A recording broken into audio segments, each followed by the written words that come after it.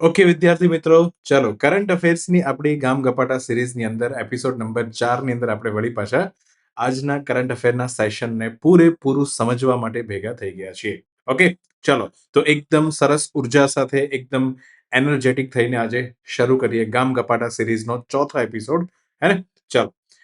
ગઈ વખતના જે આન્સર છે એક પછી એક જોતા જઈએ ફટાફટ. હે ને? એસ્પિરેશનલ બ્લોક પ્રોગ્રામ યાદ કરો. એસ્પિરેશનલ ડિસ્ટ્રિક્ટ પ્રોગ્રામ હતો, મહત્વકાંક્ષી જિલ્લા હતો. હવે આ મહત્વકાંક્ષી તાલુકા કાર્યક્રમ છે જે 2023માં લોન્ચ થયો હતો. એમાં કેટલા તાલુકાઓનો સમાવેશ હતો? 500 તાલુકા, સમગ્ર ભારતના 500 તાલુકાઓનો સમાવેશ હતો. પછી આ યોજના કોણ લાગુ કરે છે? નીતિ આયોગ. હે ને? અને નીતિ આયોગનું આપણે ફૂલ ફોર્મ પૂછેલું તો national institution for transforming India. ભારતને બદલવા માટેની એક રાષ્ટ્રીય સંસ્થા છે જે ભારતને મતલબ આપણા સરકારની થિંક ટેન્ક છે. મતલબ એને વિચારવા માટેના જે છે આઈડિયાઝ જે છે નીતિ આયોગ આપે છે. હે ને? પછી સલીમ અલી શબ્દ પરથી બે વસ્તુ હતું. જો સલીમ અલી નેશનલ પાર્ક પૂછાય તો શ્રીનગર જમ્મુ કાશ્મીર આવશે. અને સલીમ અલી પક્ષી અભયારણ્ય પૂછાય. હે ને? તો ગોવા ઉપર એક આખો ટાપુ છે. બેઝિકલી તમારે ત્યાં જવું પડે અને ત્યાં જઈને તમને પક્ષી અભયારણ્ય અને પક્ષીઓને જોવા મળે. તો ગોવા બોવા ફરવા જાવ ને ભાઈ, તો એટલીસ્ટ આવા અભયારણ્યોની મુલાકાત લેવાની. હે ને? ચલો, 5મા નંબર ઉપર છે ઇન્ટરનેશનલ મોનિટરી ફંડ જે છે એનું હેડક્વાર્ટર ક્યાં છે? આંતરરાષ્ટ્રીય નાણાકીય ભંડોળ. હવે આ સંસ્થા ઇઝ વેરી ઇમ્પોર્ટન્ટ. કેમ? કારણ કે જ્યારે કોઈ દેશ જે છે એ આર્થિક રીતના નબળો થઈ જાય ત્યારે આ દેશ જે છે સહાય કરે છે. મોનિટરી ફંડ છે આની પાસે અને આનું હેડક્વાર્ટર આવેલું છે વોશિંગ્ટન ડીસી. અત્યારે પાકિસ્તાન આની પાસે તો ભીખ માંગે છે. ચલો, પછી ગયા વખતે મેં બહુ જ ડિટેલમાં સમજાવ્યું હતું ભાઈ. એને નોમિનલ અને રિયલ જીડીપી. ઓકે, તો બંનેના ગુણોત્તરને શું કહેવાય? તેને કહેવાય જીડીપી ડિફ્લેક્ટર. હે ને? કે કઈ બાજુ જીડીપી ડિફ્લેક્ટ થઈ રહ્યો છે, કઈ બાજુ જીડીપી જઈ રહ્યો છે. હે ને? કારણ કે નોમિનલનો આંકડો તો ખોટો હશે અને રિયલ જીડીપી તમને સાચી વેલ્યુ કહેશે. હે ને? તો અલ્ટિમેટલી આના પરથી આપણને ખ્યાલ આવે. ચલો, 7th નંબરની અંદર છે વર્લ્ડ ટ્રેડ ઓર્ગેનાઇઝેશનનું મુખ્યાલય ક્યાં આવેલું છે? Geneva, Switzerland. અને મોટાભાગની સંસ્થાઓ જીનીવામાં છે. પછી રિજિયોનલ કોમ્પ્રિહેન્સિવ ઇકોનોમિક પાર્ટનરશિપ, વ્યાપક આર્થિક ભાગીદારી જે છે એની અંદર કયા કયા દેશોનો સમાવેશ? અને મેં વાત આગળ કરી હતી અને ફરીથી કહી દઉં ભાઈ, આ એક એવું સંગઠન હતું જેમાં ભારત પણ જોડાવાનું હતું. હે ને? હવે આની અંદર ઘણા બધા દેશો જે છે એક કોમન ઇકોનોમિક પાર્ટનરશિપ બનાવી રહ્યા હતા. મતલબ એકબીજાના દેશમાં સામાન્ય હેરફેર બહુ ઇઝી થતે. ભારતને પણ આમાં જોડાવું હતું, પણ ભારતમાંથી ખૂબ વિરોધ થયો. ખાસ કરીને ભારતના ખેડૂતો અને ભારતના ડેરી ઉદ્યોગ, આ બંનેને છે ને મગજમાં ફિટ કરી દેજો ભાઈ. આ બે ઉદ્યોગ એવા છે, આ બંને સેક્ટર ઇકોનોમીના એવા છે કે એ લોકો કાયમ વિરોધ કરશે. અને ફ્રી ટ્રેડ એગ્રીમેન્ટમાં કોઈ પણ એગ્રીમેન્ટ થાય તો એમાં બી ધ્યાન રાખજો. આ બે સેક્ટર એવા છે કે સરકાર એને બહુ જ સાચવશે. હે ને? કારણ કે આપણા ખેડૂતોની હાલત ખરાબ થઈ જાય જો બહારથી સામાન જે છે સસ્તા ભાવે અહીંયા આવવા લાગે. તો એ સમયે ભારતે તો આરસીઈપી માંથી રિઝાઇન કરી દીધું કે અમે તો નહીં જોડાઈએ. બાકી આ આખું સંગઠન બનાવવા પાછળ ચાઇનાનો હાથ હતો.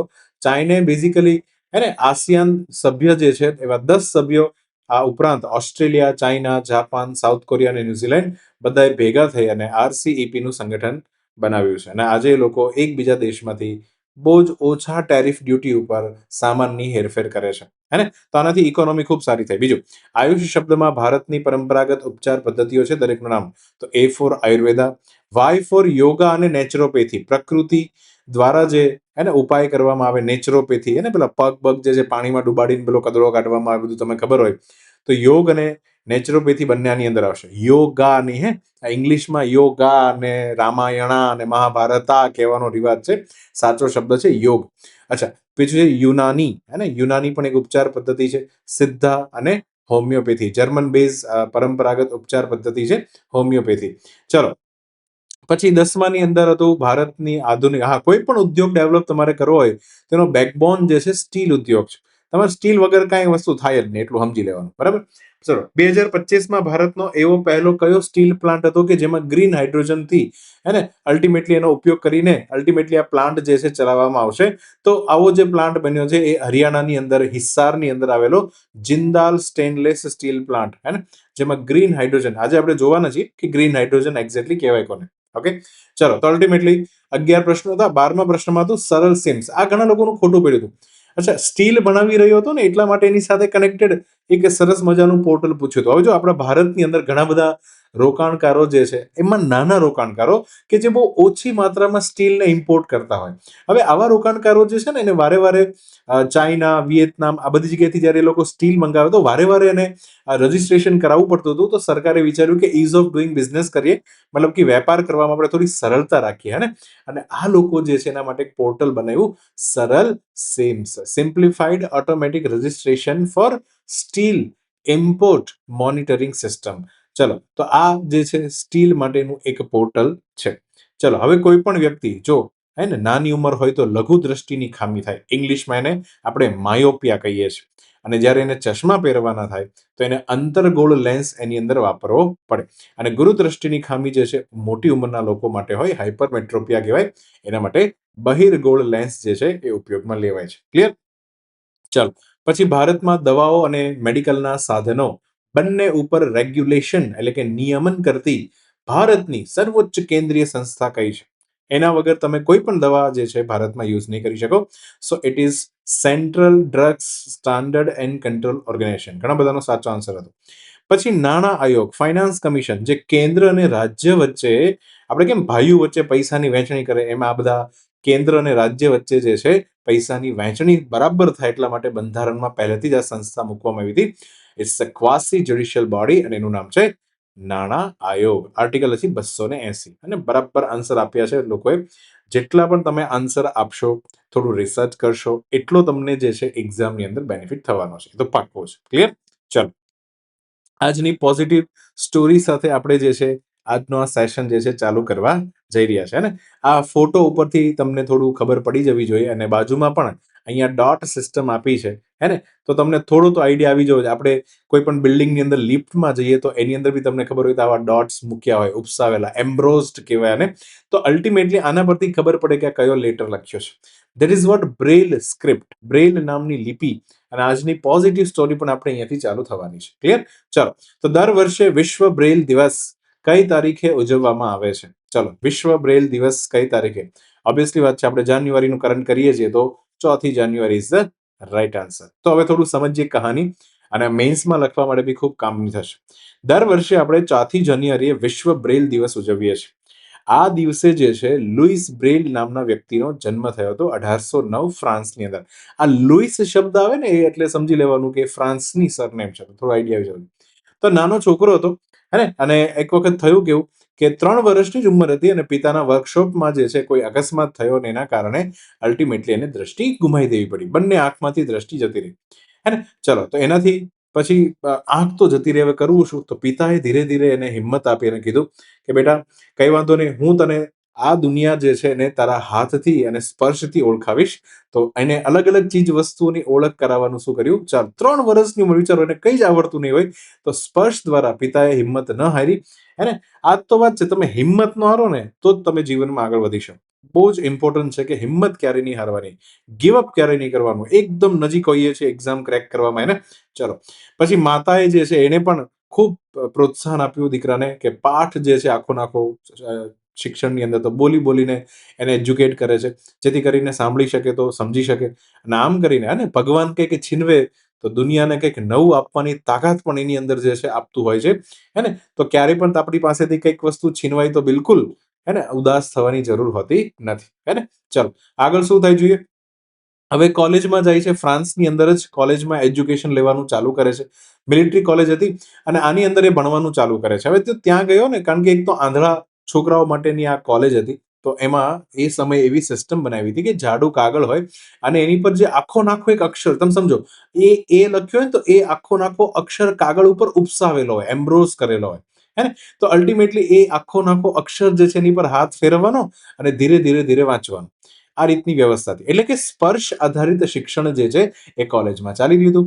એટલે હવે થતું કેવું કે એની જે છે સાંભળવાની અને યાદ રાખવાની જે છે પ્રોસેસ જે છે થોડી વધવા લાગી હે ને. કારણ કે એની ઉપર એ વધારે ડિપેન્ડન્ટ થવા લાગ્યું. સાંભળવું પડે ને બધી વસ્તુ, સીધી વસ્તુ છે. હવે સમસ્યા એક જ આવતી કોલેજની અંદર કે જે પુસ્તકો જેની પર અક્ષરો ઉપસાવેલા હતા એ પુસ્તકો, કારણ કે સીધી વસ્તુ છે, એક એક અક્ષર ઉપસાવવાનો હોય તો તમારે એ પેજ ઉપર મોટો અક્ષર લખવો પડે ને. તો અલ્ટિમેટલી પુસ્તક જે છે એ કેવા થઈ જાય, લાંબા ભારે થઈ જાય, ઘણા બધા પેજીસ નાખવા પડે. એટલે વાંચન જે છે એમાં બી પાછું ધીમું થતું, એ ફાસ્ટ ન વાંચી શકતા. હે ને? તો અલ્ટિમેટલી લેખન તો તમે તમે વિચારી શકો છો કે એક અંધ વ્યક્તિ માટે લેખન એ તો લગભગ અશક્ય છે. હે ને? તો આવી સમસ્યાથી જે છે લુઈસ બ્રેઇલ પીડાઈ રહ્યા હતા. હવે એને કંઈક સોલ્યુશન લાવવાનું હતું. તો મુશ્કેલી જ્યારે આવે હે ને, મુશ્કેલીને તમે ઇનોવેશનમાં કન્વર્ટ કરી શકો, હે ને? એ જ તમારી સાચી તાકાત કહેવાય છે. હે ને? ચલો. તેણે શું કર્યું? લ્યુઇસને સમજાવ્યું કે અંધ વિદ્યાર્થીઓ જેટલા પણ છે, એને વધુ સારી સિસ્ટમની જરૂર છે. હવે એ સમય કેવું હતું ખબર? ફ્રાન્સની જે લશ્કરી સેનાઓ હતી, તમે સમજો આ સૈનિકો હોય ને, એ રાત્રે એકબીજા સાથે વાતચીત કરવી હોય અને બની શકે એકદમ નાઈટનો સમય છે અને બાજુવાળા સૈનિકને કંઈક કેવું છે, તો આ લોકો છે ને લશ્કરી કોડ રાખે. મતલબ એ લોકો પાસે એવા પેજીસ હોય કે જેની પર અમુક અમુક ડોટ જે છે આ રીતના ઉપસાવેલા હોય. આ ડોટ ઉપર બાજુવાળો સૈનિક ખાલી હાથ ફેરવે એટલે એને ખબર પડી કે આ વાળો શું કહેવા માંગે છે. જેથી કરીને કોઈ સમજો કે કોઈ દુશ્મનની અંદર ગુપ્ત જગ્યા પર હોય ને ત્યાં જરાક પણ અવાજ પોસિબલ ન કરવાનો હોય, તો એવા સમયે આ રીતના ફ્રેન્ચ લશ્કરી કોડ જે છે એનો ઉપયોગ કરી શકાય. તો આ તો કેવું છે કે લશ્કરની અંદર કોમન વસ્તુ હતી અને એને લોકો કહેતા નાઇટ રાઇટિંગ, હે ને? રાત્રે રાઇટિંગની સિસ્ટમ હતી. તો સૈનિકો જે છે રાત્રે વાતો કરવા માટે આવી એક સિસ્ટમનો ઉપયોગ કરતા. અને અત્યારે જે લુઈસ બ્રેલ કોલેજમાં ભણી રહ્યા હતા, એ બી તો એક સૈનિક સ્કૂલ હતી ફ્રાન્સની અંદર. તો એના કારણે જે છે અને આ મિલિટરી કોડ વિશે થોડો આઈડિયા આવ્યો અને ખબર પડી, તો એના પરથી જ એનું દિમાગ ચાલ્યું. એને પોતે 6 ટપકાવાળી 6 ડોટવાળી એક પેટર્ન બનાવી અને આ પેટર્ન જે છે એની મદદથી અલ્ટિમેટલી 15 વર્ષની ઉંમરમાં દુનિયાને એક સિસ્ટમ આપી જેનું નામ છે બ્રેઇલ સિસ્ટમ. તમે જોઈ શકો છો. અને આ રીતના 6 કોડને અલગ અલગ અલગ અલગ એંગલથી લખવામાં આવે તો એક એવી સિસ્ટમ બની જાય કે જેનાથી એક વ્યક્તિ, જો તમારે બે વસ્તુ કરવાની છે, વ્યક્તિ ફાસ્ટ પણ વાંચવો જોઈએ, જગ્યા પણ ઓછી રાખવી જોઈએ અને સમજ પણ તરત પડી જવી જોઈએ કે આ કયો અક્ષર છે. હે? તો આવી રીતના એમણે બ્રેઇલ નામની એક આખી સિસ્ટમ 15 વર્ષની ઉંમરમાં ડેવલપ કરી, વિચ ઇઝ ફિનોમિનલ થિંગ. અને આવું તો ભાગ્ય કોઈ કરી શકે. ક્લિયર?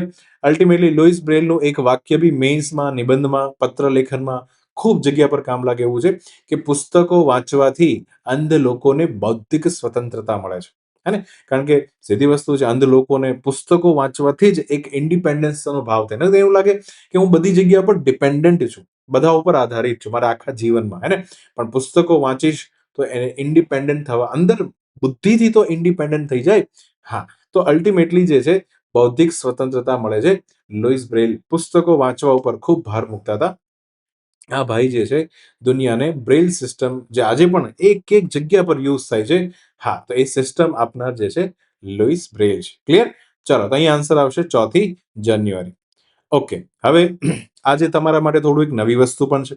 સ્ટેટ ટેક્સ ઇન્સ્પેક્ટરની એક્ઝામ જે છે લેવાઈ ગઈ છે 4 જાન્યુઆરી 2026 અને આની અંદર કરંટ અફેરના જેટલા પણ પ્રશ્નો છે એનું પણ આપણે આજે એનાલિસિસ કરવાના છે. હે ને? તો બી રેડી. કરંટ અફેરના ક્વેશ્ચન્સનું એનાલિસિસ STI એક્ઝામમાંથી આપણે કરવાના છે, જેથી તમને બી ખ્યાલ આવે અને પ્રશ્નો સોલ્વ કરવાથી છે ને વધારે ખબર પડે કે કયા ડેપ્થ અને કયા એંગલથી આ લોકો જે છે પ્રશ્ન બનાવે છે. ક્લિયર? ચલો, તો એક એક પ્રશ્ન લઈએ. જેટલા પ્રશ્ન જે છે આપણે સોલ્વ કરી શકીએ. જો ચલો, ઉપરી પૈકી જે છે કયું અથવા તો કયા વિધાન સાચું અથવા સાચા, આમાંથી કયા વિધાન સાચા છે ફાઇન્ડ કરવાના છે.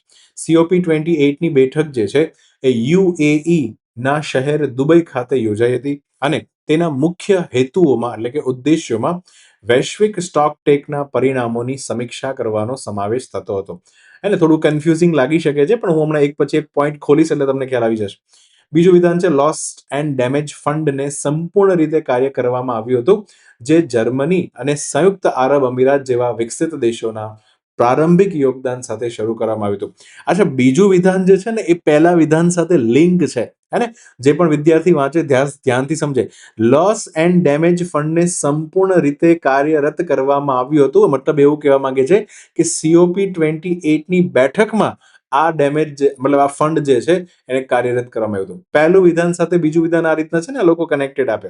હે ને? તો આ થોડું ધ્યાનમાં રાખવાનું. ચલો, ત્યાં નીચે ઓપ્શન આપ્યા છે, હવે આનું એનાલિસિસ કરીએ તો વધારે ખ્યાલ આવશે. પહેલા તો COP એટલે કે થાય કોન્ફરન્સ ઓફ પાર્ટીસ. હે ને? જ્યારથી દુનિયાને ખબર પડી કે જે રીતનું પ્રદૂષણ આપણે ઔદ્યોગિક ક્રાંતિને કારણે કરી રહ્યા હતા, એના કારણે જે ધુમાડો અને જે કાર્બન ડાયોક્સાઇડ આપણે ધરતી માતાને ભેટમાં આપ્યો અને એના કારણે સમગ્ર ધરતી જે છે એનું તાપમાન જે છે સતત વધી રહ્યું છે. તો જ્યારથી આવી ખબર પડી ત્યારથી એને અલ્ટિમેટલી બ્રાઝિલની અંદર 1992માં જે અર્થ સમિટ ભરાણી એન્વાયરમેન્ટનો લાંબો મુદ્દો છે. આપણે એન્વાયરમેન્ટના બેઝ ઉપર અત્યારે નહીં જઈએ, આપણે આપણા ક્વેશ્ચન ઉપર સ્ટીક રહેશું. પણ છતાં હું તમને વાત કરું તો કે 1992માં જ્યારે બ્રાઝિલ ખાતે પહેલી સમિટ ભરાણીને બધા દેશના લોકો ભેગા થયા એ વર્ષ એ ચર્ચા કરવા માટે કે ચાલો આપણે આપણા પર્યાવરણને ક્લાઇમેટ ચેન્જથી બચાવવું પડશે. અને ત્યારથી નક્કી કરવામાં આવ્યું કે ભાઈ આપણે દર વર્ષે એક વખત ભેગા થઈશું. અને એ જે મીટિંગ થાય એને કહેવાય છે COP. તો પહેલી, બીજી, ત્રીજી, ચોથી એમ કરતા કરતા COP28 યોજાઈ હતી. અચ્છા, ક્યાં યોજાઈ હતી? 2023ના વર્ષમાં UAE દુબઈ ખાતે. મને તો આમ થોડું હસવું આવે ને થોડું એમ થાય કે એમ આમ આ લોકોને ઝાપટ મારું. આ યુનાઇટેડ આરબ એમિરેટ્સ અને દુબઈ જે આવા દેશની અંદર તમે કોન્ફરન્સ ઓફ પાર્ટીઝનું આયોજન કરો, શરમ આવી જાય. કેમ ખબર?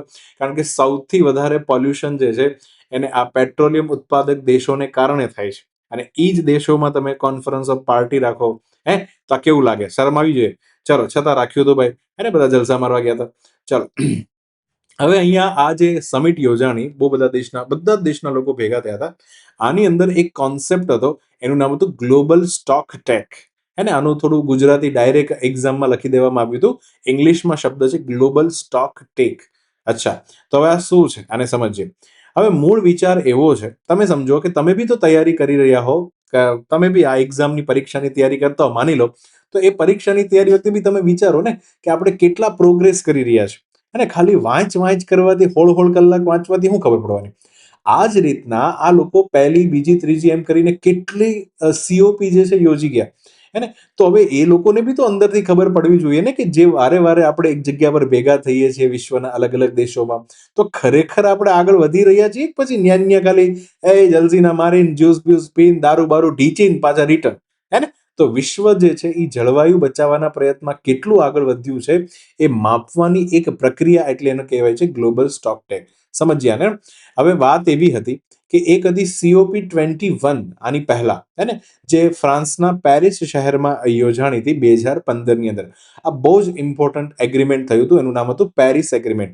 મતલબ કે અહીંયા બધા દેશો સહેમત થયા હતા એ વાતો ઉપર કે આપણે કઈ રીતના જળવાયુ બચાવવા માટે કાર્ય કરશું. એને એક એગ્રીમેન્ટ થયું. અને એગ્રીમેન્ટની તમે PDF ડાઉનલોડ કરો ને તો એની અંદર એક આર્ટિકલ 14 તમને મળશે. અને આર્ટિકલ 14માં એ વખતે લખી દેવામાં આવ્યું હતું કે આપણે વારે જ્યારે ભેગા થશું, ભલે આ COP21માં આવ્યા, પછી COP22માં આવ્યા, 23, દર વખતે ભેગા થશું પછી એકાદ વખત એવું નક્કી કરશું કે ગ્લોબલ સ્ટોક ટેક કરશું. મતલબ આપણે જે મીટિંગો કરીએ છીએ તો એ ખરેખર જે દેશ હોશિયારી મારીને એમ કે છે કે પ્રદૂષણ હટાવી દેવું, અમે આમ કરશું તેમ કરશું, એ ખરેખર કરે છે કે નથી કરતા? તો અલ્ટિમેટલી આપણે કેટલા આગળ વધ્યા એનો એક માપદંડ જે છે એ નક્કી કરશું. એવું આર્ટિકલ 14માં લખ્યું હતું પેરિસ એગ્રીમેન્ટ 2015માં. પેલા આટલી ખબર પડી ગઈ. હા, તો આવું તો લખી દીધું હતું. અને એગ્રીમેન્ટમાં આવું તો ઘણું બધું લખ્યું હોય, પણ એને છે ને એ કાર્યરત ન કરે. મતલબ એગ્રીમેન્ટમાં તો લખેલું રહે પણ એ ક્યારેક કરે નહીં. COP28 જે છે, હવે જોજો એમાં શું થયું. નક્કી કરવામાં આવ્યું હતું કે આર્ટિકલ 14માં એવું પણ કીધું કે જે વખતે તમે ગ્લોબલ સ્ટોક ટેક લો, મતલબ કે તમામ દેશો કેટલા આગળ વધ્યા છે જળવાયુ બચાવવામાં, અને બધાનો ડેટા મંગાવો, બધાને પૂછો, બધાના રિપોર્ટ જે છે એને સ્ટડી કરો, એનાલાઇઝ કરો. આવું જે વખતે કરો પછી દર 5-5 વર્ષે કરતું જવાનું. તો 2023ની અંદર પહેલી વખત આજે દુબઈ ખાતે કોન્ફરન્સ ઓફ પાર્ટી યોજાણી હતી ત્યારે ગ્લોબલ સ્ટોક ટેક કરવામાં આવ્યું હતું.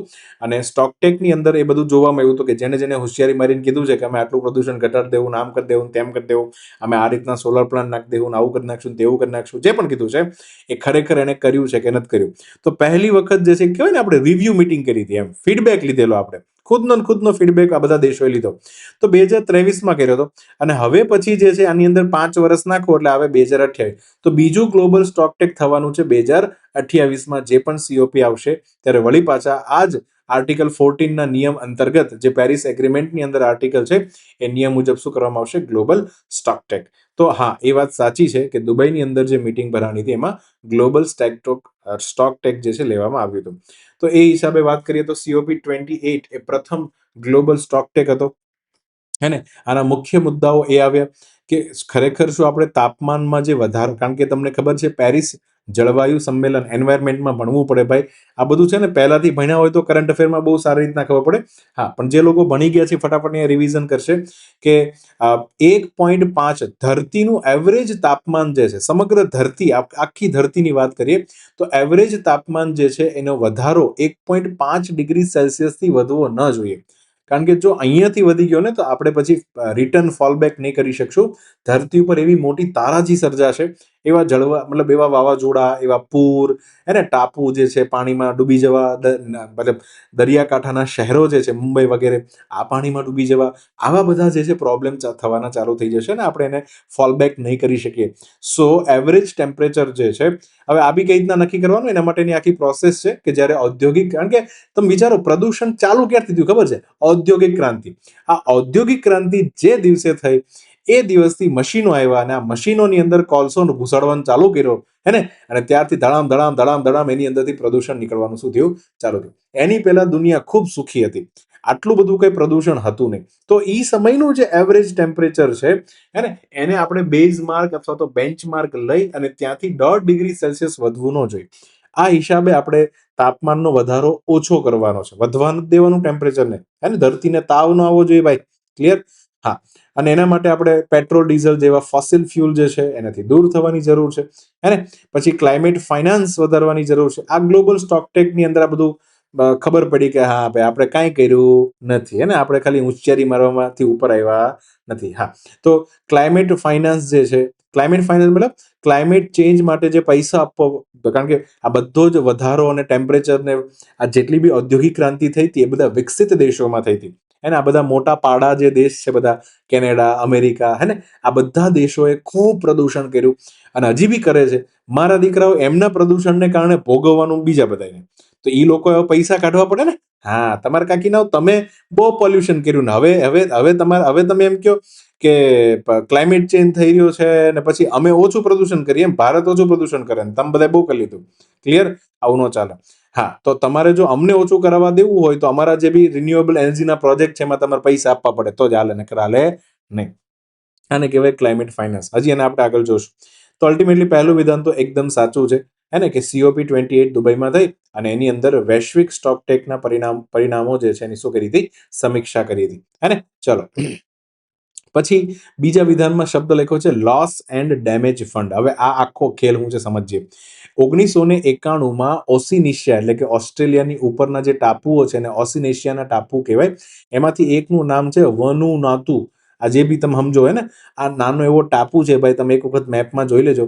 આ ટાપુ જે છે ત્યાં લોકો અમુક નાના નાના ટાપુ બધા ભેગા થયા, બધા દેશના પ્રેસિડેન્ટ બધા ભેગા થયા. 91માં બધા દેશોએ ભેગા થઈને એક પ્રપોઝલ મૂકી કે અમે બધા જે ટપુડાઓ દેશ છીએ એની આસપાસ પાણી છે, ઓકે, અને આજે અમેરિકા, અને કેનેડા છે, યુકે છે, ફ્રાન્સ છે, આ બધા ધનવાન દેશો જે છે એ ખૂબ પ્રદૂષણ ફેલાવે છે અને એમના કારણે જે છે અલ્ટિમેટલી ધરતીનો ઉત્તર અને દક્ષિણ ધ્રુવનો બરફ પીગળે છે અને આ બરફ પીગળવાને કારણે જે છે સમુદ્રનું સ્તર ઊંચું આવી રહ્યું છે અને એનો સૌથી પહેલો ભોગ અમે લેવાઈ જવું. આમ ટાપ ઉપર રહી, આમ કાં જવું કાં અમે, હે, તો તમારા લોકોએ છે ને, હે, તો જળવાયુના હાનિ માટે અમને પૈસા આપવા પડે, હે કે હા, તમે અમને પૈસા આપો ભાઈ, હે ને. ચલો, તો આ વાત કરી કે ભાઈ ધનવાન દેશ આપણને પૈસા આપે, લોસ અને અમારો ડેમેજ જે છે એનું ફંડિંગ કરે, હે ને, ધનવાન. અને સીધી વસ્તુ છે કે આ તો એવી હાનિ જે છે એ ક્યારે અટકાવી શકાય એવી વાત જ નથી. તમે સમજો કે કઈ હવે જે બરફ ઓગળી ગયો એ ઓગળી ગયો, જેટલો ભાગ પાણીમાં આ ટાપુ દેશોનો જતો રહ્યો એ જતો રહ્યો. હવે એમ તમે કઈ અમેરિકા એવું જ ન કરી શકે ને કે બે બાજુ ધરતીના ઉત્તર ને દક્ષિણ ધ્રુવમાં પાછો બરફ જમાઈ દે, એ પોસિબલ નથી. તો સમુદ્ર સ્તર વધવાથી ટાપુ ડૂબી જવા એ એવી હાનિ છે કે એ અટકાવી નથી શકાતી. પૂર આવે, વાવાઝોડું આવે, પછી દુષ્કાળ પડે, એનાથી જીવનનો નાશ થઈ જાય, આ કેવી હાનિ છે, અટકાવી ન શકાય. તો આ બધી હાનિ જે અમને થઈ રહી છે એની પાછળના જવાબદાર તમે ધનવાન લોકો છો. તો હે ધનવાનો, હે શ્રીમંતો, પૈસાવાળી પાર્ટીઓ, પૈસા કાઢો અને આ ટાપુ દેશોને આપો, હે ને. એમના વાવાઝોડા થાય, દુષ્કાળ થાય ત્યારે તમારે એમાંથી પૈસા કાઢી કાઢીને આપવાના. આને કહેવાય લોસ એન્ડ ડેમેજ ફંડ. તો 1991માં પ્રપોઝલ તો કરી હતી પણ એ પ્રપોઝલ જે છે પોસિબલ નહોતી થઈ, હે ને. પછી વાતચીત ખૂબ આગળ ચાલી. પછી 2022માં જ્યારે 27મી COP ભરાણી ત્યારે ફાઇનલી આ પ્રપોઝલ યાદ આવ્યા લોકોને અને નક્કી કરવામાં આવ્યું કે આપણે આવું ફંડ બનાવવું જોઈશે. ફાઇનલી 2022માં આ ફંડ બનાવવાનો નિર્ણય કર્યો. જો બનાવ્યું નહીં, ખાલી નિર્ણય કર્યો. હા, અને 23ની અંદર જ્યારે 28મી COP ભરાણી, જે અત્યારે આપણે દુબઈમાં જોઈ રહ્યા છીએ, તો એ ફંડ જે છે અલ્ટિમેટલી એક્ટિવેટ થયું. કઈ રીતના? એમાં જર્મની, યુએઈ અને જાપાન, આમ તો પહેલા 3 જ દેશ હતા જેને સૌથી પહેલી અગુવાઈ લીધી અને એમણે કીધું કે અમે પૈસા આપવા માટે તૈયાર છીએ, કારણ કે અમારા કારણે અલ્ટિમેટલી પ્રદૂષણ ફેલાનું છે. હા, અને પછી અમેરિકા અને યુરોપિયન યુનિયન જેવા દેશોએ પણ પૈસા કાઢવાના શું કર્યા ચાલુ. એમાં અમેરિકા તો પછી હોશિયારી મારીને કે અમે તો મર્યાદિત રકમ જ કાઢશું, હે ને? તો ultimately loss and damage fund જે છે એ બન્યું, અને હવે આ પૈસા જે છે એનો ઉપયોગ આ જે બી નાના ટાપુ દેશો છે એનું ડેમેજ થઈ જાય પછી એને અટકાવવા માટે કરવામાં આવશે. ક્લિયર? તો આને કહેવાય છે લોસ એન્ડ ડેમેજ ફંડ. અને હા, જર્મની, સંયુક્ત અમીરાત જેવા વિકસિત દેશોના પ્રારંભિક યોગદાન સાથે શરૂ કરવામાં આવ્યું હતું. તો બંને વિધાન જે છે અલ્ટિમેટલી સાચા છે. ક્લિયર? હા, તો 1 અને 2 ઇઝ ધ રાઈટ આન્સર. આ રીતના આખો તમે વિચારો, આ પ્રશ્ન સોલ્વ કરવા માટે તમારે કયા લેવલનું કરંટ અફેરનું એનાલિસિસ કરવું પડે. ઉપર છેલ્લું વાંચવાથી, હે ને, કંઈ તમને મળવાનું નથી. એનાલાઇઝ કરતા કરતા જ તમારે ધીમે ધીમે ધીમે ટેસ્ટ મેચ રમતા હોય એ રીતના આગળ વધવું પડશે. ત્યારે જઈને મગજમાં મુદ્દાઓ ગોઠવાશે. અને બહુ સાચી વાત કહું ને ભાઈ, તો જેટલા લોકો ડાયરેક્ટ કરંટ અફેર જોવે છે ને, પ્લીઝ મહેરબાની કરીને જોવાનું બંધ કરી દો. પહેલા તમારા સબ્જેક્ટ પૂરા કરો, હે ને. તમારું એન્વાયરમેન્ટ બાકી હોય, ઇકોલોજી બાકી હોય, હે ને, તો આવા બધા સબ્જેક્ટ તમારા બાકી હોય તો આની પર સીધા ચડો, કાંઈ ફાયદો થવાનો નથી. યાદ રાખજો. ક્લિયર? આગળ વધીએ. નેક્સ્ટ ક્વેશ્ચન STIમાં પૂછાણો. કયું વિધાન સાચું અથવા સાચા છે? એશિયન ડેવલપમેન્ટ બેંક એના જે સભ્ય દેશો જે છે એને ઇન્ફ્રાસ્ટ્રક્ચર, આબોહવા સ્થિતિસ્થાપકતા અને સામાજિક વિકાસ માટે નાણાકીય અને તકનીકી સહાય પૂરી પાડે. ધ્યાનથી સમજો. એશિયન ડેવલપમેન્ટ બેંકના મેમ્બર કન્ટ્રી, પેલા બેંક જે છે ને એની અંદર જેટલા મેમ્બર છે ને એને જ તે આ 3 વસ્તુમાં લોન આપે છે, હે ને? બેંક હોય તો શું આપે? લોન જ આપે ને. હા, અને આ બેંકનું હેડક્વાર્ટર મનીલા, ફિલિપાઇન્સમાં આવેલું છે. અને આ બેંક જે દિવસે બની હતી એ દિવસે ઘણા લોકો એમાં રૂપિયા નાખ્યા હતા, અને એ પ્રમાણે જે શેર હોલ્ડિંગ મળ્યું હોય. શું મળ્યું હોય? શેર હોલ્ડિંગ, હે ને? હા, તો હવે કંઈક નિર્ણય લેવાનો હોય ને એમાં મતદાન કરવાનું હોય, તો આમાં એવું લખ્યું છે કે એડીબીમાં મતદાનની સત્તા એના જે બી સભ્ય દેશો હતા એમના વચ્ચેના શેર હોલ્ડિંગને ધ્યાનમાં લીધા વિના સમાન રૂપે વહેંચાયેલી છે. મતલબ મેં વધારે પૈસા નાખ્યા હોય તો મારા વોટનો હિસ્સો તો મારો ઇક્વલ જ રહેશે. વધારે પૈસા નાખો તો વધારે શેર હોલ્ડિંગ, એવું નહીં. આવું એમાં લખ્યું છે. ત્રીજું વિધાન પડી એમ જ. તો 3 વિધાન તમારી સામે ઉપલબ્ધ છે. ચાલો જોઈએ આને. સૌથી પહેલા વાત કરીએ એશિયન ડેવલપમેન્ટ બેંક છે શું? હા, તો ભાઈ આમની સ્થાપના 66માં થઈ હતી. સભ્ય દેશો જે છે ટોટલ 68 છે. 68 કન્ટ્રીઝ આના મેમ્બર કન્ટ્રીઝ છે. હેતુ શું હતો ભાઈ? જેટલી બી એશિયા પેસિફિકના દેશો ત્યાં ગરીબી ઘટાડવી. પહેલા સમજો, આ જે રિજિયન તમને દેખાતો હોય, આખો વર્લ્ડ જે છે એની અંદર આ જે રિજિયન દેખાય તમને, આને કહેવાય, અહીંયા છે એશિયા, આટલો ખંડ છે એશિયા. અને એમાં બી એવું એશિયા લેવાનું કે જેને પેસિફિક મહાસાગર અડે છે. કયો મહાસાગર અડે છે? પેસિફિક તો અહીંયા તમને ખબર છે બહુ જ મોટો પેસિફિક મહાસાગર, અને જ્યાં જ્યાં ટચ થાય છે આવા બધા દેશ, થોડા એશિયાના દેશ બી લઈ લેવાના અને પેસિફિક મહાસાગર વાળા દેશ લેવાના. આવી જગ્યાઓ પર ગરીબી ઘટાડવા માટે પ્રોજેક્ટ્સ હોય એને લોન આપી, પછી સસ્ટેનેબલ ડેવલપમેન્ટ કરવો, એટલે કે ટકાઉ વિકાસ કરો, અને એશિયા પ્રશાંત ક્ષેત્રનો વિકાસ કરો. એના માટે એશિયન ડેવલપમેન્ટ બેંક જે છે એની શું કરવામાં આવી હતી? સ્થાપના. એડીબી ક્યાં, કઈ જગ્યા પર? ફિલિપાઇન્સ, મલીના. હવે જોઈએ એડીપી જે છે એના કયા ક્ષેત્રોમાં દેશોને ગ્રાન્ટ અથવા તો લોન આપે. પહેલું તો એ હંમેશા ધ્યાન રાખશે ઇન્ફ્રાસ્ટ્રક્ચર, કે આ બધા ગરીબ દેશોમાં રોડ, રેલ, પાવરની લાઈનો બધું બનવું જોઈએ. પછી આબોહવા સ્થિતિસ્થાપકતા, ક્લાઇમેટ રેઝિલિયન્સ કહેવાય. હવે તમે સમજો, આ વારે વારે જે તોફાન આવે, વાવાઝોડું આવે ને એમાં એવા ઘર બનાવવા પડે ને કે જે અલ્ટિમેટલી ક્લાઇમેટ સામે બચી રહે. સ્થિતિસ્થાપકતાનો અર્થ એવો થાય કે જે મૂળ અવસ્થામાં આવી શકે. તમે સમજો, રબરમાં સ્થિતિસ્થાપકતાનો ગુણ હોય, રબરને ખેંચો પછી છોડો તો પાછા મૂળ અવસ્થામાં આવી જાય કે ન આવી જાય. એ જ રીતના આબોહવામાં પરિવર્તનને કારણે જે ચેન્જીસ થાય, મોટું વાવાઝોડું આવ્યું ને તહસ નહસ કરી નાખી આખી જગ્યા, તો વળી પાછું જે છે એને મૂળ અવસ્થા. આપણે કેરળમાં થયું હતું ને, કેરળમાં પેરિયાર નદીમાં જ્યારે પૂર આવ્યું ત્યારે તમને ખબર છે કે આખું કેરળ તબાહ થઈ ગયું. હવે એને પાછું મૂળ અવસ્થામાં નહીં લાવવાનું, તેને કહેવાય સ્થિતિસ્થાપકતા, રેઝિલિયન્સનો ગુણ કહેવાય, હે ને? ચલો, પછી વાત છે આરોગ્યની. કોઈ વાત હોય, બોરોનાની અંદર શિક્ષણના ક્ષેત્રમાં લોન આપે છે. સોશિયલ ડેવલપમેન્ટ, ગરીબી દૂર કરવી હોય, પછી હા, તો આવા ક્ષેત્રોમાં લોન આપવા માટે કાર્ય કરે છે એડીબી, અને એનું હેડક્વાર્ટર છે મનીલા, જે ફિલિપાઇન્સની અંદર છે, હે ને? ચલો, તો એડીબી ની અંદર મતદાન કેવી રીતે? કોઈ પણ નિર્ણય લેવો હોય, કોને લોન આપવી ન આપવી, નિર્ણય તો લેવો પડે કે નહીં? તો એના માટે વોટિંગ કરવું પડે, હે ને? અને વોટિંગ કરવાનું થાય તો હંમેશા આ એડીબીમાં નક્કી છે કે વોટનો અધિકાર એટલો જ રહેશે જેટલું શેર હોલ્ડિંગ હશે. હા, જેટલો તમારો હિસ્સો, શેર એટલે થાય હિસ્સો, જેટલો તમારો હિસ્સો વધારે એટલો વોટનો અધિકાર વધારે. હવે જે દેશોએ વધારે રૂપિયા નાખી અને એડીબી જ્યારે બનતી હતી ત્યારે બધાએ બહુ વધારે રૂપિયા નાખ્યા હોય તો સીધી વસ્તુ છે એને વધારે મતદાન કરવાની સત્તા મળશે, હે ને? હા, તો એનું ઉદાહરણ લઈએ. સૌથી પહેલા માની લો કે જાપાન અને અમેરિકા જે છે એમની પાસે સૌથી વધારે અહીંયા મતદાન કરવાની સત્તા છે. અહીંયા એક અમેરિકા હાથ ઊંચો કરે એટલે એનો એક વોટ નો ગણાય, હે ને? એનું શેર હોલ્ડિંગ કેટલું છે એટલો એનો વોટ ગણાય, હે ને? ચાલો એ સમજીશું આગળ. પછી નાના દેશો જે છે એને હવે, કારણ કે એડીબી જ્યારે બનતી હતી ત્યારે ઓછા પૈસા નાખ્યા હતા તો એનો વોટ પાવર ઓછો છે. તો અલ્ટિમેટલી મતદાન જે છે બધાનું સમાન નથી. નાના દેશ હોય તેનો વોટ પાવર ઓછો છે, મોટા દેશો હોય તેનો વોટ પાવર વધારે છે. અહીંયા લખ્યું હતું સમાન છે. તો શેર આધારિત છે.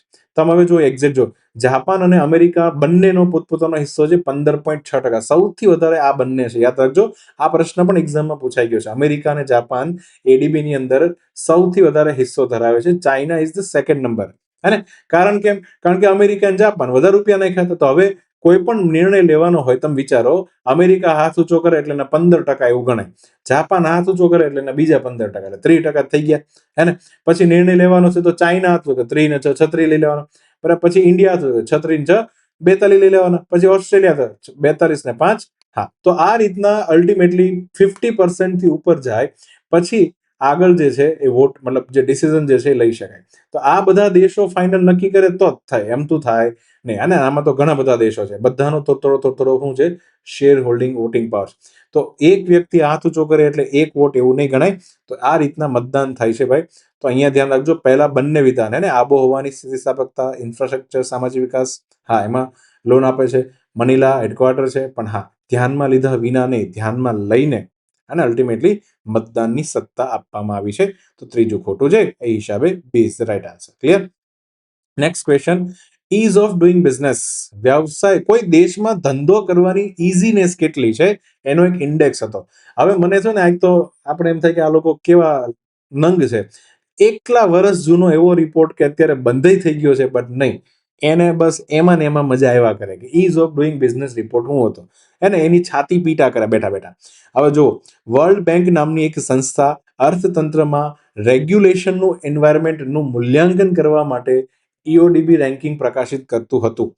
હા, તો હવે પહેલું વિધાન છે. બીજું, વ્યવસાય કરવાની જે સરળતાનો જે ઇન્ડેક્સ છે એની અંદર વ્યવસાય શરૂ કરવાની સરળતા કેવી છે, કોઈ દેશમાં ટેક્સ ચૂકવવાની સરળતા કેવી છે, કોઈ દેશમાં આપણે કંપની ચાલુ કરી, ધંધો ચાલુ કર્યો, નાદાર થઈ ગયા, કેવા થઈ ગયા? હા, ભિખારી થઈ ગયા. તો હવે એ કંપની જે છે, જે ફડચામાં આવી ગઈ છે, એનું નિરાકરણ કઈ રીતના થાય છે, આવા બધા પરિબળોનું મૂલ્યાંકન કરી અલ્ટિમેટલી રેન્કિંગ આપવામાં આવે ઇઝ ઓફ ડુઈંગ બિઝનેસ. હવે આગળ જઈને ત્રીજું છે, આ પદ્ધતિસરની ચિંતાઓ, મતલબ કે એની જે સિસ્ટમ હતી માપવાની એમાં ટેન્શન હતું, અને ડેટા અનિયમિતતા, મતલબ અમુક સમય અમુક વ્યક્તિ ડેટા આપે, અમુક ન આપે. આ બધા પ્રોબ્લેમ્સને કારણે આ જે વ્યવસાય કરવાની સરળતાનો જે સૂચકાંક છે, આટલું ઇંગ્લિશ થાય, ઇઝ ઓફ ડુઈંગ બિઝનેસનો જે ઇન્ડેક્સ છે એ બંધ કરી દેવામાં આવ્યો હતો. ચાલો સમજીએ. આ તો is of doing business index છે શું, હે ને? એક તો વર્લ્ડ બેંક દ્વારા આની પબ્લિકેશન કરવામાં આવતું હતું, ભૂતકાળ જ બોલવાનું છે. શરૂઆત થઈ હતી 2003માં, હે ને? આનો હેતુ શું હતો કે દેશમાં બિઝનેસ ફ્રેન્ડલી રેગ્યુલેટરી એન્વાયરમેન્ટ જે છે તમારે માપવાનું છે. તમને ખબર ને, ભારતમાં સૌથી વધારે બિઝનેસ ફ્રેન્ડલી એન્વાયરમેન્ટ હોય તો આપણું ગુજરાત છે, મહારાષ્ટ્ર છે. આની અંદર તમારે ધંધો કરવો હોય ઇઝ વેરી ઇઝી. બહુ એટલા બધા સરકારી તમંચામાં પડવું ન પડે, ધંધો ચાલુ થઈ જાય, કારણ કે ધંધાવાળા લોકો છીએ આપણે, ને? યહાં કી હવા મેં નશા હૈ, મતલબ યહાં કી હવા મેં ધંધા હૈ. ચલો, તો અલ્ટિમેટલી આ હેતુ છે. અને બીજું, ખાનગી રોકાણને પ્રોત્સાહન મળે, એનો આ હેતુ સહિત ઇઝ ઓફ ડુઈંગ બિઝનેસ આપતું હતું વર્લ્ડ બેંક. આ તો પહેલું વિધાન તો સાચું છે. એના પેરામીટર્સ ક્યાં છે, મતલબ કયા હિસાબે નક્કી કરે કે કયા દેશમાં ધંધો કરવાની ઇઝીનેસ છે. હવે સીધી વસ્તુ છે, પાકિસ્તાનમાં ધંધો કરવાની સરળતા હોય, હે? પાકિસ્તાનમાં ધંધો કરવા જવાનું ક્યાં તમારી કંપનીના માણસોને ફૂકી નાખે તો? હા, તો તમારે બધું જોવું પડે ભાઈ, કયો દેશમાં કેવા નિયમો છે, રેગ્યુલેશન છે. તો એવા 10 પેરામીટરના બેઝ ઉપર લોકો નક્કી કરતા હતા.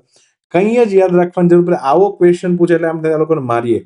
આ પ્રશ્ન એવા લોકો માટે છે કે બહુ જૂની તૈયારી કરતા હોય ને, એને બિચારાને એમ લાગે કે હું તૈયારી કર્યા જ કરું, પણ એમ જ પાસ ન થા, તું તૈયારી કર્યા કર. એના માટે મને લાગે આવા ક્વેશ્ચન મૂકતા હશે. હાલો, તો 10 મેઇન પેરામીટર છે. પહેલું તો છે બિઝનેસ શરૂ કરવો કયા દેશમાં ઈઝી છે. બીજું છે કોઈ બિઝનેસ ચાલુ કરવો હોય તો તમારે સીધી વસ્તુ કંઈક બાંધકામ કરવું પડે, તેની પરમિટ લેવા માટે કેટલો ટાઈમ લાગે, હે ને, સરકારીમાં કેટલું લાંચ રિશ્વત આપવી પડે. ત્રીજો મુદ્દો છે વીજળી. બહુ ખતરનાક, જે ધંધો કરે ને એને જ ખબર હોય ભાઈ. ઇલેક્ટ્રિસિટીનું કનેક્શન લેવા માટે જે આ ડીજીવીસીએલ ને પીજીવીસીએલ ને એમ બધાના જે તળિયા ચાટવા પડે, તો વીજળી મેળવવી ઇઝ વેરી ડિફિકલ્ટ, હે ને. હા, કનેક્શન જ ન આપે કોઈ વાતે, દોઢ વર્ષથી કનેક્શન આપે. આ જો ખેડૂતમાં પૂછજો, હે ને, તો તમને ખ્યાલ આવશે.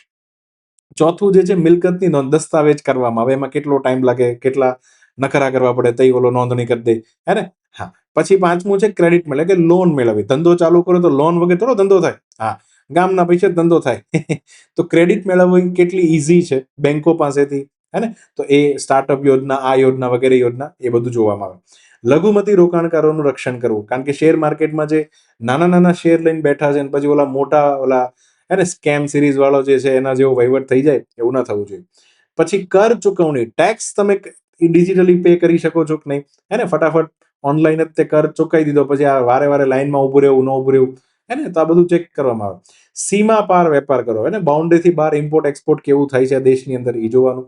પછી કરારો લાગુ કરવા, જે બધા અલગ વાઇબ્રન્ટ સમિટો ભરાઈને મેમોરેન્ડમ અન્ડરસ્ટેન્ડિંગ થાય, એમઓયુ થાય, એ કરાર લાગુ થાય છે કે પછી ખાલી હોશિયારીમાં ફોટા મારીને કરાર કરી નાખે છે, તો એ જોવાનું. 10મું નાદારીનો ઉકેલ આવે ને, ઇન્સોલ્વન્સી એન્ડ બેન્ક્રપ્સી કોડ કરીને ઇકોનોમીની અંદર આખું ચેપ્ટર છે, હે ને, એ ભણવું પડે આની અંદર. કે આપણા દેશમાં ખૂબ સારું મોદી સાહેબે કામ કર્યું કે આપણા દેશમાં જો કોઈ કંપની ફડચામાં ગઈ તો એની અંદર અલ્ટિમેટલી એક ઇન્સોલ્વન્સી એક્સપર્ટ રાખી અને કંપની જે છે એનું લિક્વિડેશન કરવાની જે આખી પ્રોસેસ છે એ ઇઝી થવી જોઈએ. તમે જો સિંગાપુર ને બાકી બધા દેશોમાં જાઓ, જો તમે કદાચ કોઈ સાહસ કર્યું, કોઈ નવો ધંધો ચાલુ કર્યો, કોઈ સીધી વસ્તુ છે ભાઈ, ધંધો ચાલુ કરવા માટે બહુ સાહસ જોઈએ. અને એક વ્યક્તિ સાહસ કરીને ધંધો કરે ને ક્યાંક પ્રોબ્લેમ થાય ને બની શકે ધંધો ફેલ જાય. આવા કેસીસની અંદર ધંધો ફેલ જાય પછી તમે એવા બધા ડેબમાં જતા રહ્યો ને પછી કોઈ દિવસ બીજો ધંધો જ ન કરી શકો, તો એનો સારું કહેવાય. ફટાફટ જે છે નાદારીનો ઉકેલ આવવો જોઈએ. જેને રૂપિયા નાખ્યા હોય ને બેંકોને પાછા મળી જવા જોઈએ. આ બધા પેરામીટર. હવે આમાંથી 1, 7 અને 10 નંબરનો પેરામીટર લઈ અને આવડા ડોભાએ ત્રીજું વિધાન બનાવ્યું છે. તો ultimately is of doing business જે છે આ રીતના રેન્કિંગ આપતું હતું વર્લ્ડ બેંક. બંધ કેમ થયો? બંધ એટલા માટે થયો કારણ કે વર્ષ 2021માં કાંડ થયો. કાંડ એવો થયો, ડેટા મેન્યુપ્યુલેશનના એલિગેશન એટલે આરોપ લગાવવામાં આવ્યો કે જે દેશ અલગ જે ઓલા 10 પેરામીટર પર ડેટા આપતા હતા એ ખોટા આપે, હે ને. અને કેટલાક દેશો જે છે એની રેન્કિંગ સિસ્ટમ એવી હતી કે એમાં પોલિટિકલ પ્રેશર જોવા મળે, સિસ્ટમ જ ખોટી હોય, ને એ એના દેશમાં જીડીપી જ ખોટી રીતના માપતો હોય. આ આંકડાની તો ગેમ કેવી રમાતી તમે વિચારો, ખ્યાલ આવે છે. અને આમાં ખાસ કરીને આરોપ મૂક્યા હતા 2021માં ચાઇના, સાઉદી અરેબિયા અને અઝરબાઈજાન. આ જે છે હોશિયારી મારતા હતા, ખોટા આંકડા જમા કરાવતા હતા વર્લ્ડ બેંકને. એના કારણે પછી ખોટું કે ભાઈ આ દેશમાં તો બહુ સારું હશે ઇઝ ઓફ ડુઈંગ બિઝનેસ, લોકો ખોટા એટ્રેક્ટ થઈ જાય. આવું ના થવું જોઈએ. વર્લ્ડ બેંકે કે બંધ કરો, હે ને. અલ્ટિમેટલી બંધ થઈ ગયો. ચાલો, તો 3 વિધાન કેવા છે? સાચા છે. નેક્સ્ટ ક્વેશ્ચન, ભારતમાં ગ્રીન હાઇડ્રોજન ઇનિશિયેટિવ વિશે કયા વિધાન છે એને ધ્યાનમાં લો, મતલબ સાચા કયા વિધાન છે.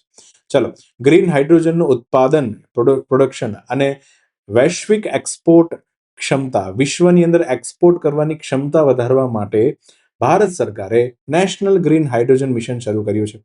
પછી ડેડિકેટેડ ગ્રીન હાઇડ્રોજન પોલિસીની જાહેરાત કરનાર ભારતનું પ્રથમ રાજ્ય રાજસ્થાન બન્યું. અને ભારતમાં ગ્રીન હાઇડ્રોજનનું ઉત્પાદન માત્ર કાર્બન સ્ટોરેજ સાથે, હે ને, ગેસિફિકેટ કોલસો જે છે, સંયોજિત કોલસો જે છે એના ગેસિફિકેશનની ટેકનોલોજી પર આધારિત છે. જોઈએ આ 3 વિધાન એક્ઝેક્ટલી શું કહેવા માંગે છે. હા, ઓકે, સમજીએ પહેલા, હે ને, એક પછી એક. ચલો, પહેલા તો ભારત સરકારનું નેશનલ ગ્રીન હાઇડ્રોજન મિશન. હા, તો ગ્રીન હાઇડ્રોજન એટલે શું? હાઇડ્રોજન એ શું ગ્રીન કપડાં પહેર્યા છે? હે, હાઇડ્રોજન મુસ્લિમ છે? ના, એવું નથી. હે, ધ્યાનથી સમજજો. ચાલો, લોન્ચ થયું હતું 2023ની અંદર ભારત સરકારે, હે ને, આપણી જે ministry of new renewable energy જે છે એના દ્વારા અલ્ટિમેટલી આ મિશન લોન્ચ કરવામાં આવ્યું. શું છે લક્ષ્યાંક? સમજીએ. 2030 સુધીમાં ભારત જે છે એ એક વર્ષે ઓછામાં ઓછું 5 મિલિયન મેટ્રિક ટન જે છે એનું શું કરશે? ગ્રીન હાઇડ્રોજનનું ઉત્પાદન કરશે, હે ને. હા, ગ્રીન હાઇડ્રોજન કાઢવાનો હું સમજાવું કઈ રીતના. આશરે 125 ગીગાવોટનો રિન્યુએબલ એનર્જી ક્ષમતાનો પણ ઉમેરો કરવો પડશે. અને આ બે જ લક્ષ્યાંક એટલે માયકા જ કારણ કે આ બંને કનેક્ટેડ. સમજો, રિન્યુએબલ એનર્જી એટલે શું થાય? પુનઃ પ્રાપ્ય ઉર્જા. સૌર ઉર્જા છે, પવન ઉર્જા છે, આ બધી ઉર્જાને શું કહેવાય? Renewable energy. આપને એમ થાય હાઇડ્રોજનની વાત કરતા હતા ને એમાંથી રિન્યુએબલ એનર્જી ક્યાંથી આવી ગયું? હા, પણ તમે આ ન કરો ને તો ગ્રીન હાઇડ્રોજન ન નીકળે. હા, તો લીલો હાઇડ્રોજન જે છે એને કાઢવો હોય તો પહેલા તો રિન્યુએબલ એનર્જીની તમારામાં તેવડ હોવી જોઈએ. આ તેવડ હોય તો જ તમે 5 મિલિયન મેટ્રિક ટન જે છે ગ્રીન હાઇડ્રોજનનું ઉત્પાદન કરી શકો. અને આવું બધું કઈ રીતના એ આગળ સમજીએ ને. ચિંતા ન કરો, એકદમ શાંતિથી સમજાવો. ચાલો, તો પહેલા તો એક વસ્તુ ક્લિયર કરી લો અહીંયા કે મહારાષ્ટ્ર જે છે હમણાં જ 2023માં પહેલી વખત એને ડેડિકેટેડ ગ્રીન હાઇડ્રોજન પોલિસી જે છે એ ઇમ્પ્લિમેન્ટ કરી. રાજસ્થાન નહીં આવે, વિધાનમાં રાજસ્થાન આપ્યું હતું. Answer is Maharashtra. ને અહીંયા મેં ન્યૂઝ પણ મૂક્યા છે કે રાજસ્થાનની જે સ્ટેટ કેબિનેટ હતી એને અપ્રુવલ આપી દીધી હતી ગ્રીન હાઇડ્રોજન પોલિસી. હે અને આવું કરવાવાળું પહેલું રાજ્ય જે છે એ અલ્ટિમેટલી ફર્સ્ટ સ્ટેટ જે છે બન્યું હતું. હે ચાલો, તો હવે સમજીએ. અલ્ટિમેટલી ઘણા બધા પ્રકારના હાઇડ્રોજન હોય છે. Grey, blue, green, pink, brown, black. હે ને એક એક હાઇડ્રોજનને સમજીએ. હાઇડ્રોજન H2 વાયુ આપણને બધાને ખબર છે. આ બધા કલર અલ્ટિમેટલી હાઇડ્રોજન કઈ રીતના બનાવવામાં આવે છે એના આધારે નક્કી થાય. ફોર એક્ઝામ્પલ, માની લો કે જમીનમાંથી આવે છે નેચરલ ગેસ. જોજો, ધ્યાનથી જોજો, અહીંયા આવે છે નેચરલ ગેસ. અને નેચરલ ગેસ આવે ભાઈ, હે ને, આ નેચરલ ગેસ આવે. હવે તમને ખબર છે કે નેચરલ ગેસની અંદર હે ને અલ્ટિમેટલી ઘણા બધા હાઇડ્રોકાર્બન વાયુ હોય. હે ને, હા, કારણ કે બધામાં મિથેન, ઇથેન, પ્રોપેન, બ્યુટેન આવા બધા વાયુ હોય જેમાં હાઇડ્રોજન અને કાર્બન બંને મિક્સ હોય. હવે આ નેચરલ ગેસ હોય ને એનામાં એને તમે આ ફેક્ટરીમાં નાખો અને અલ્ટિમેટલી એમાંથી હાઇડ્રોજન છૂટો પાડી લ્યો. હે ને, તો અલ્ટિમેટલી CO2 જે છે હવામાં જતો રહેશે અને હાઇડ્રોજન તમારા આ ભોંગરીમાંથી સાઈડમાં ક્યાંક નીકળી જશે. સમજો, તો હાઇડ્રોજન વાયુ તો તમને મળી ગયો, પણ બદલામાં ચીમનીમાંથી નીકળે કાર્બન ડાયોક્સાઇડ. એટલા માટે નેચરલ ગેસમાંથી હાઇડ્રોજન છૂટો પાડવાની આ જે પ્રક્રિયા છે કે જેનાથી વાતાવરણમાં ખૂબ કાર્બન ડાયોક્સાઇડ છૂટો પડે, આને કહેવાય grey hydrogen. Grey hydrogen. CO2 જે છે બધો હવામાં રિલીઝ થઈ જાય. સમજ પડી? અને તમને અલ્ટિમેટલી શું મળે? હાઇડ્રોજન મળે. હવે વાત કરીએ બ્લુ હાઇડ્રોજન. તો ગ્રે હાઇડ્રોજન સમજો તો જ તમને બ્લુ હાઇડ્રોજન સમજાશે. શું છે સમજો. હવે માની લો કે same to same natural gas જ છે. નેચરલ ગેસમાંથી આ જે ગેસ આવે છે તો એની અંદરથી જ આપણે હાઇડ્રોજન છૂટો પાડવાનો છે. આ હાઇડ્રોજન છૂટો પાડી ત્યારે તમને ખબર અહીંયા ગ્રે હાઇડ્રોજનમાં શું થતું હતું? CO2 છૂટો પડતો હતો. હવે હું કંઈક એવું કરું કે એ જ ચીમનીમાંથી CO2 ખેંચી લઉં અને એને જમીનની અંદર દાટી દઉં. એને કહેવાય કે કાર્બનને કેચ કરી લીધો. આમ આપણે કેમ આમ કેચ કરીએ, જો કાર્બન કેચર છે. હે ને, તો એ જ રીતના આપણે CO2 ને હવામાં નહીં છોડવા દઈએ. હે ને, અલ્ટિમેટલી CO2 જે છે એને આપણે કેપ્ચર કરી લેશું અને આ એને સંગ્રહિત કરી લેશું આવા ટાંકાની અંદર. અને પછી આને કહેવાય CO2 ને સંશ્લેષિત કરી લીધો, જેથી હવાને અને પર્યાવરણને નુકસાન ન થાય. હા, તો પછી આનું શું કરશું એ આપણે નથી જોવું ભાઈ. તમે અહીંયા ધ્યાન આપો ને. મેઇન વસ્તુ આપણી સમજવાની છે કે CO2 ને કેપ્ચર કરી લીધો અને બહાર એને જવા ન દીધો. અને હવે હાઇડ્રોજન આમાંથી જે બનતો હશે એને બ્લુ હાઇડ્રોજન કહેવાય. તો ગ્રે હાઇડ્રોજનમાંથી ખાલી CO2 કેપ્ચર કરી લેવાનો છે. હવે આખી નવી વાત છે ગ્રીન હાઇડ્રોજન, જેની અત્યારે આપણે ચર્ચા કરી રહ્યા છીએ. એમાં સોલાર એનર્જી હોય અથવા તો વિન્ડ એનર્જી હોય. હવે આ બંને તમને ખબર છે, આ બંને જે તમે મુસ્કુરાય છે આટલા સરસ મજાના દાદા, એ અલ્ટિમેટલી વીજળી પેદા કરવા માટે ખૂબ ઉપયોગી છે. રાઈટ? તો વીજળી આપણે પેદા કરીએ, ચલો ઇલેક્ટ્રિસિટી પેદા કરીએ આ બંનેની મદદથી. હવે આ વિદ્યુત ઉર્જાની મદદથી અહીંયા એક દ્રાવણમાં એનોડ અને કેથોડ રાખવાનું, આમાં પાણી ભરી દેવાનું. હવે એનોડ અને કેથોડના બે હળિયા હોય, એની ઉપર ઇલેક્ટ્રિસિટીનો ચાર્જ આપીએ ને એટલે અહીંયા હાઇડ્રોજન અને ઓક્સિજન જે H2O બનાવે છે એમાંથી હાઇડ્રોજન છૂટો પડી જાય. હે ને, તો એનોડ અને કેથોડ એવા બે સળિયા નાખવાના. હા, તો અને અહીંયા પાણી છે, તો પાણીમાં તો હાઇડ્રોજન ભરપૂર માત્રામાં હોય ને, પણ એને અહીંયા ઇલેક્ટ્રિસિટી જે આપવાની થાય એ ઇલેક્ટ્રિક તમારે અહીંથી લેવાની, રિન્યુએબલ એનર્જીમાંથી જ લેવાની. પણ એમ જ, તો રિન્યુએબલ એનર્જીમાંથી ઇલેક્ટ્રિસિટી લઈ અને ઇલેક્ટ્રોલાઇસિસ પ્રોસેસ, આને કહેવાય ઇલેક્ટ્રોલાઇસિસ પ્રોસેસ, ને એમાંથી તમે જ્યારે અલ્ટિમેટલી હાઇડ્રોજન છૂટો પાડો છો તો એને ગ્રીન હાઇડ્રોજન કહેવામાં આવશે. ક્લિયર? હા, તી એનો મતલબ એવો નથી હોય લીલો નીકળે હાઇડ્રોજન. હા, એનો કઈ રંગ ન હોય લીલો. આ તો બધું નામ આપ્યા છે, ગ્રીન ને પિંક ને બ્લુ ને એવું. એમ જ. પછી વાત છે પિંક હાઇડ્રોજન. હવે તમે જુઓ, અહીંયા હું સુરત દાદાને કાઢી નાખું, વિન્ડ એનર્જીને કાઢી નાખું અને એની જગ્યાએ છે હું ન્યુક્લિયર એનર્જીને અહીંયા સેટ કરી દઉં. આપણે બધાને ખબર કે પરમાણુ ઉર્જાથી પણ વિદ્યુત ઉર્જા તો નીકળે જ છે. હે ને, આપણે અહીંયા પરમાણુ રિએક્ટર આપણે ઘણા બધા રાવત ભાઠા અને કાકરાપાર ને ઘણા બધા નાખ્યા છે ને, એમાંથી વીજળી આવે. એ વીજળીથી એનોડ અને કેથોડ ઉપર ચાર્જ આપી પાણી જે છે એમાંથી હાઇડ્રોજન છૂટો પાડો. તો હવે જે હાઇડ્રોજન નીકળશે એની પાછળ, કારણ કે આ રીતના ન્યુક્લિયર એનર્જી જોડાયેલી છે, તો આને નામ આપવામાં આવ્યું છે પિંક હાઇડ્રોજન. યાદ રાખજો. અને છેલ્લું છે બ્રાઉન અથવા તો બ્લેક હાઇડ્રોજન. હે ને? હવે આની અંદર શું જમીનમાંથી જે આપણો આ જે કોલસો મળે ને કોલસો, એનું ગેસિફિકેશનની એક પ્રોસેસ થાય. હે ને? ગેસિફિકેશનની અંદર બેઝિકલી આ કોલસો હોય ને એને પહેલા તો ઓક્સિજનની ગેરહાજરીમાં એને ગરમ કરવામાં આવે, પછી એની અંદરથી ધુમાડો બુમાડો બધો કાઢી લેવામાં આવે. આ ગેસિફિકેશનની પ્રોસેસ થાય ને પછી એમાંથી અશુદ્ધિ બહાર કાઢો એટલે આ કોલસો, હવે તમે વિચારો કોલસો બી તો એવી જ વસ્તુ છે ને જે પેટ્રોલિયમ સાથે મળે છે, એ જમીનની નીચેથી જ મળે છે. આમાં બી બધા હાઇડ્રોકાર્બન હોય અને એમાંથી જ્યારે તમે હાઇડ્રોજન છૂટો પાડી લો, કોલસાના ગેસિફિકેશનની પ્રોસેસ કહેવાય. હા, તો અલ્ટિમેટલી અહીંયાથી મતલબ કોલસાની અંદરથી જે ધુમાડો અને ઇમ્પ્યોરિટી નીકળે એમાંથી હાઇડ્રોજન ગોતીને છૂટો પાડી લેવાનો. તો જે જ હાઇડ્રોજન છેલ્લે વધે એને કહેવાય છે બ્રાઉન અથવા તો બ્લેક હાઇડ્રોજન. આમાં બી પોલ્યુશન થાય અને આ ગ્રે હાઇડ્રોજનની પ્રોસેસમાં બી પોલ્યુશન થાય. અહીંયા નેચરલ ગેસ યુઝ થાય છે તો અહીંયા કોલસો યુઝ થાય છે. બંનેમાં યાદ રાખજો, બંને જે છે ખૂબ જ ખરાબ ટેકનિકો છે, પહેલી અને છેલ્લી. સૌથી બેસ્ટ હોય તો ગ્રીન હાઇડ્રોજન છે, કારણ કે એમાં તમે રિન્યુએબલ એનર્જી રિસોર્સિસને વાપરી રહ્યા છો. હે ને? ચલો, એટલા માટે જ આપણું મિશન અહીંયા ગ્રીન હાઇડ્રોજન ઉપર હતું. તો ભારતમાં ગ્રીન હાઇડ્રોજન વિશે પહેલું વિધાન તો સાચું છે. બીજું વિધાન રાજસ્થાન નહીં આવે, રાજસ્થાન નહીં, અહીંયા મહારાષ્ટ્ર આવશે, તો એ વિધાન બી ખોટું છે. ત્રીજું વિધાન કે ભારતમાં ગ્રીન હાઇડ્રોજનનું ઉત્પાદન માત્ર કાર્બન ગ્રહણ સાથે સંયોજિત કોલસો ગેસિફિકેશન ટેકનોલોજી પર આધારિત છે. ભાઈ ગેસિફિકેશન ઉપર તો બ્રાઉન અથવા તો બ્લેક હાઇડ્રોજન આધારિત છે, ગ્રીન હાઇડ્રોજન આધારિત નથી. હે ને? તો આ વિધાન બી ખોટું પડે. તો બીજું અને ત્રીજું બંને ખોટા છે, એક જ સાચું છે એવો કોઈ ઓપ્શન નથી. તો અહીંયા વાંધા અરજી કરવાની થશે. હે ને? તો ધ્યાનથી સમજજો, આ પ્રશ્ન જ ખોટો હતો. આ લોકો એક સાચો પ્રશ્ન નથી બનાવી શકતા, આપણને ત્યાં દુખાવો થાય. હે ને? એક તમે ખાલી એક એક્ઝામ સારી લઈ શકો ને તો તમને આપણે શ્રીફળ ચડાવશું બધા ભેગા થઈને. ક્લિયર? ચાલો, આગળનો ક્વેશ્ચન હતો એસટીઆઈમાં, કયો મુક્ત વેપાર કરાર અંતર્ગત ભારત અને પશ્ચિમી દેશ વચ્ચે કાર, હે ને, ફોર વ્હીલ અને ઇલેક્ટ્રોનિક્સ પરની જકાત ડ્યુટીને દ્વિપક્ષીય વેપારને વેગ આપે છે?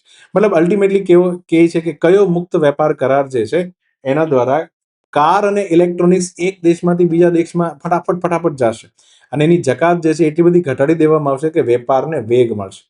પશ્ચિમી દેશની વાત છે ભાઈ, તો ભારતમાંથી પશ્ચિમી દેશ એટલે ઓસ્ટ્રેલિયા તો પૂર્વ દેશ છે, આ તો નહીં જ આવે. હે ને? જાપાન બી પૂર્વમાં છે, બી નહીં આવે. આ બેમાંથી એક આવે. હે ને?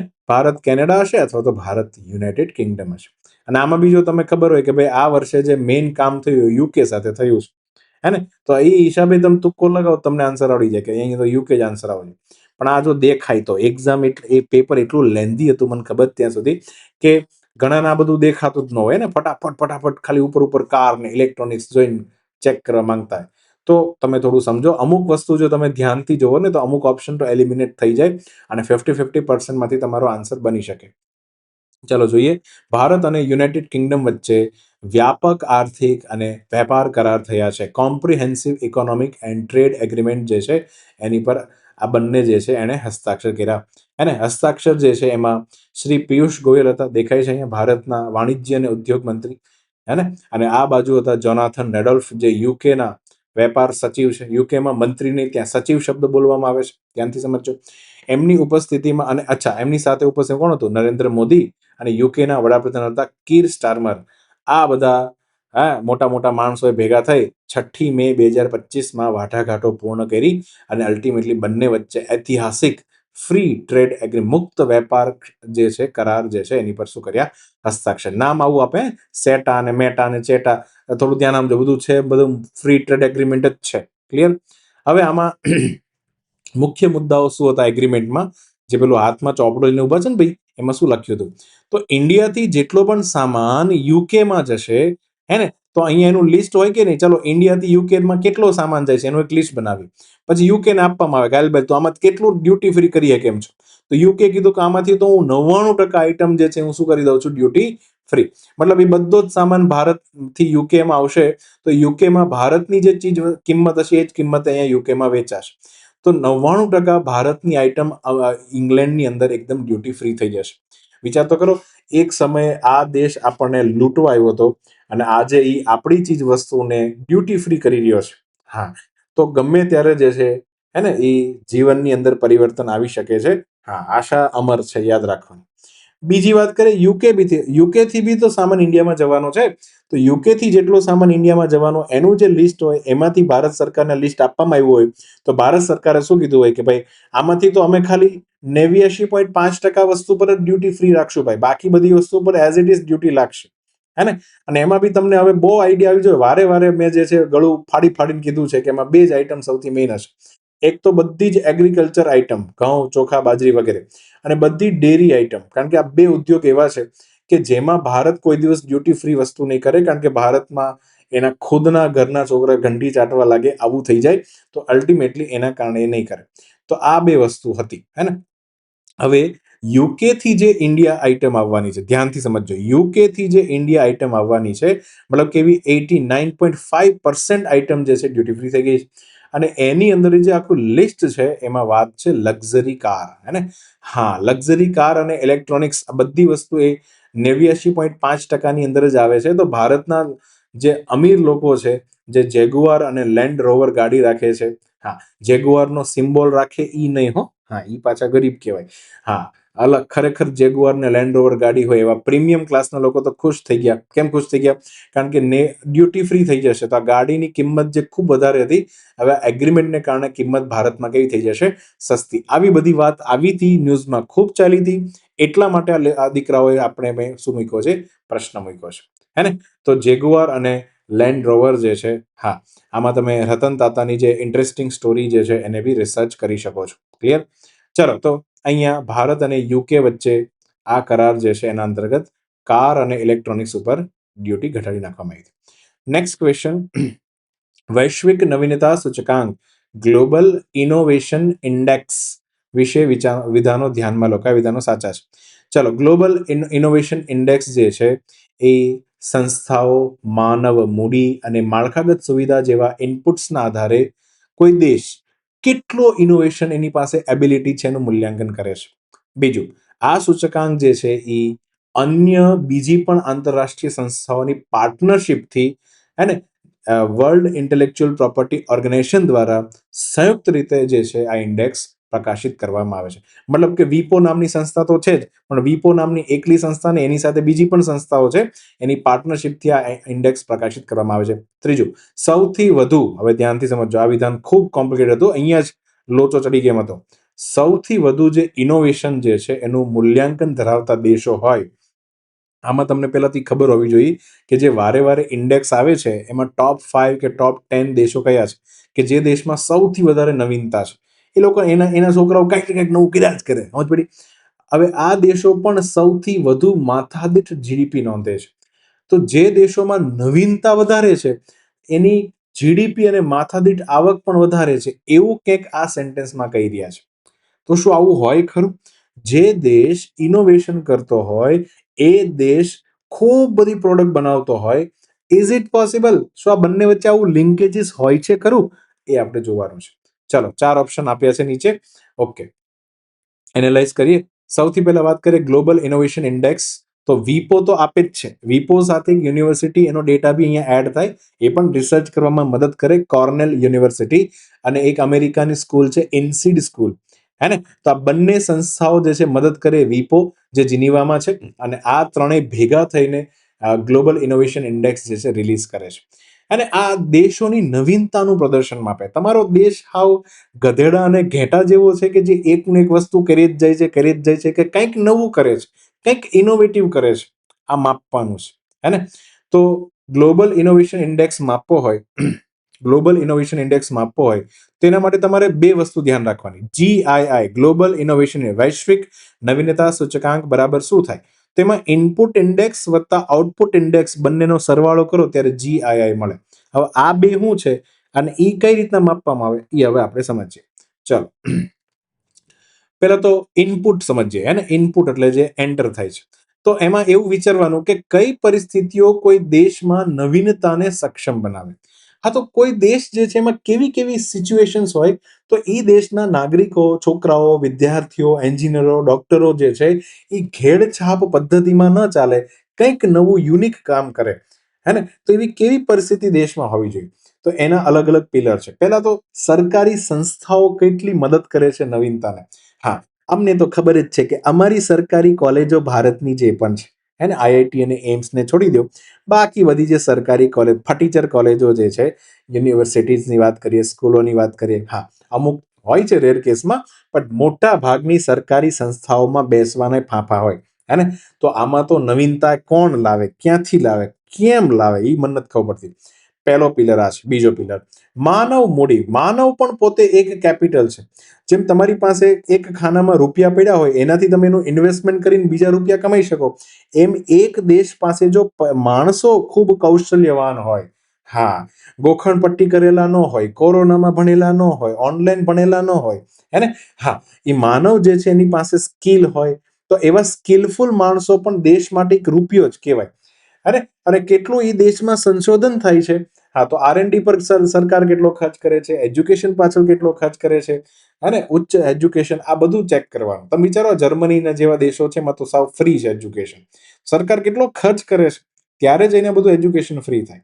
હે ને, અહીંયા તો લૂંટવા સિવાય વાત નહીં. અહીંયા તો મારે ફી રેગ્યુલેટરી કમિટી બનાવવી પડે.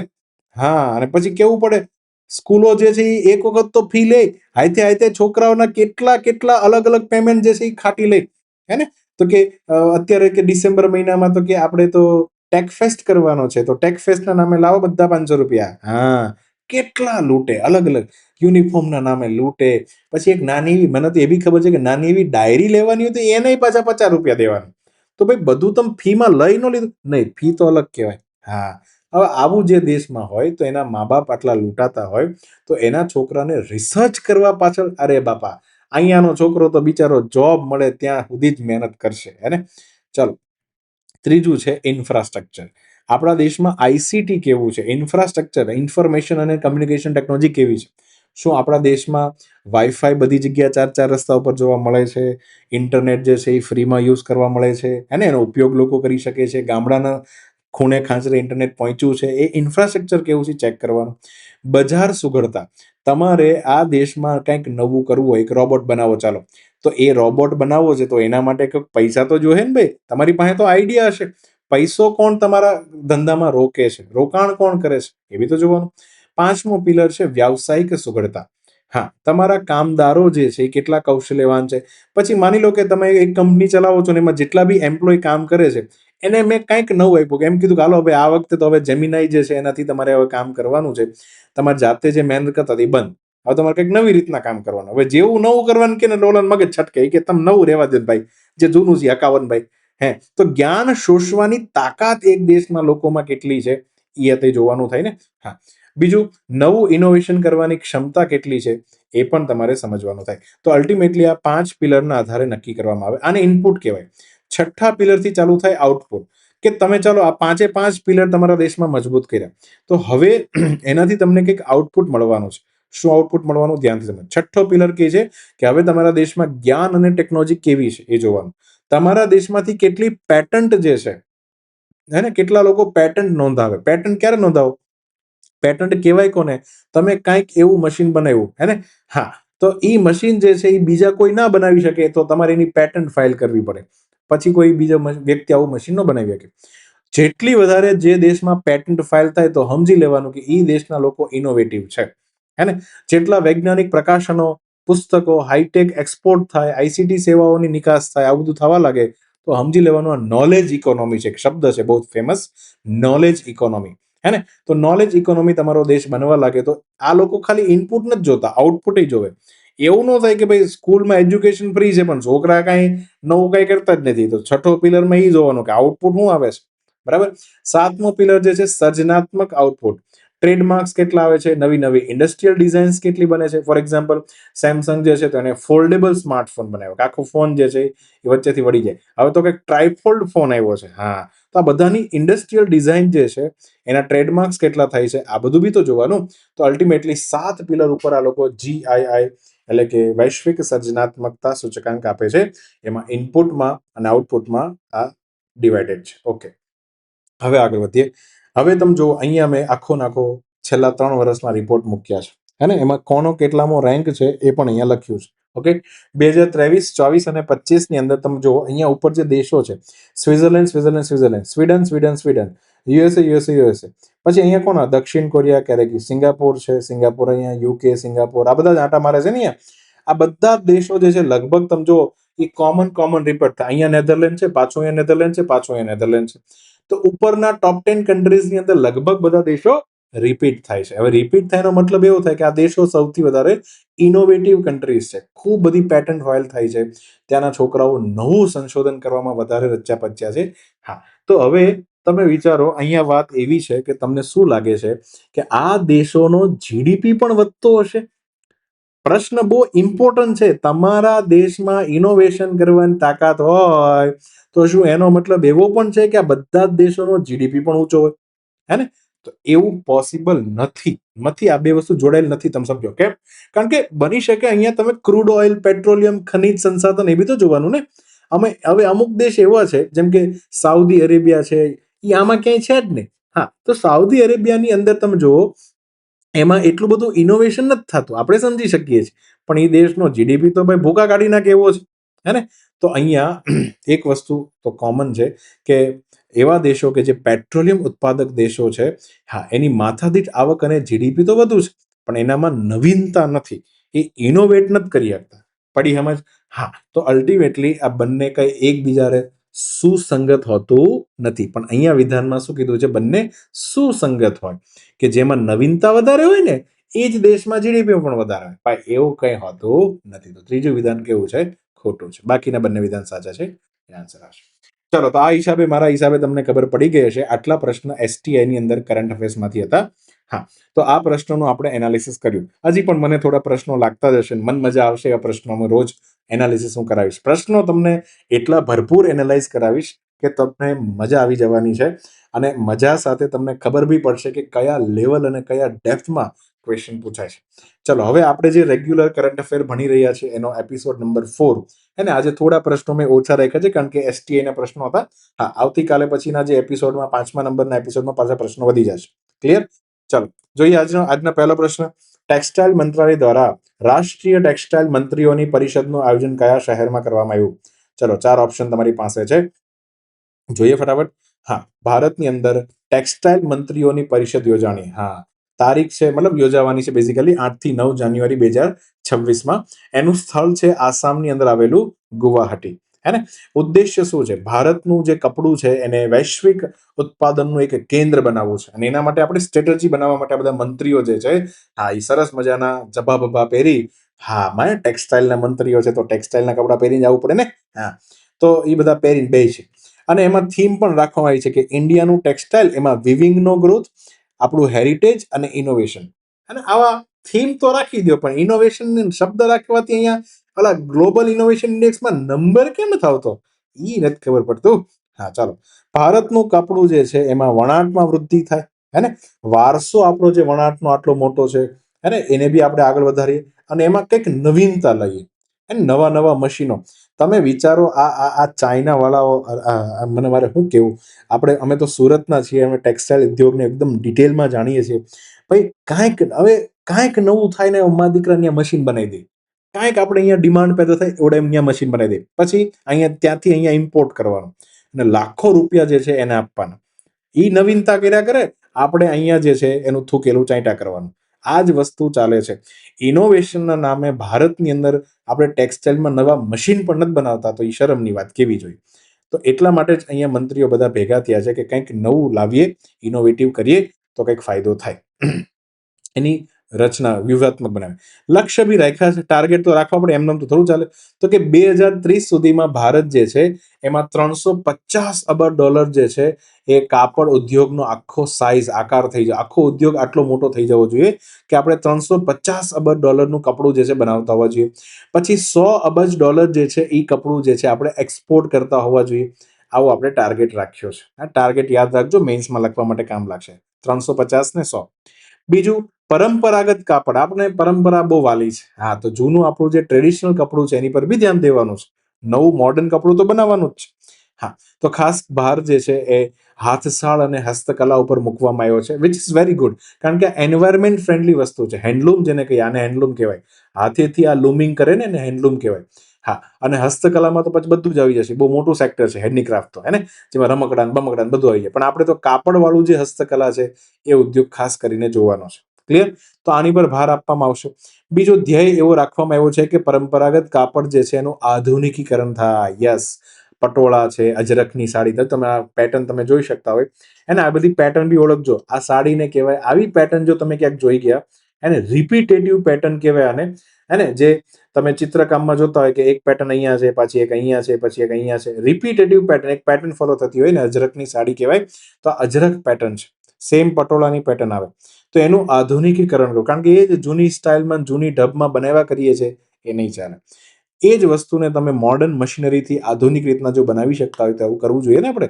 હા, પછી આપણા કપડાના ઉદ્યોગને વર્લ્ડ માર્કેટ સાથે બી કનેક્ટ કરવું પડે કે આપણું કપડું હોય ને અજરખના, તમે સમજો અજરખના બનેલા રૂમાલથી જ્યારે ટેનિસની અંદર કોઈક મેચ રમતો રમતો એનો પરસેવો સાફ કરે ને, તે સમજી લેવાનું ભારત આગળ વધી ગયું. આ સમજાય એને વંદન.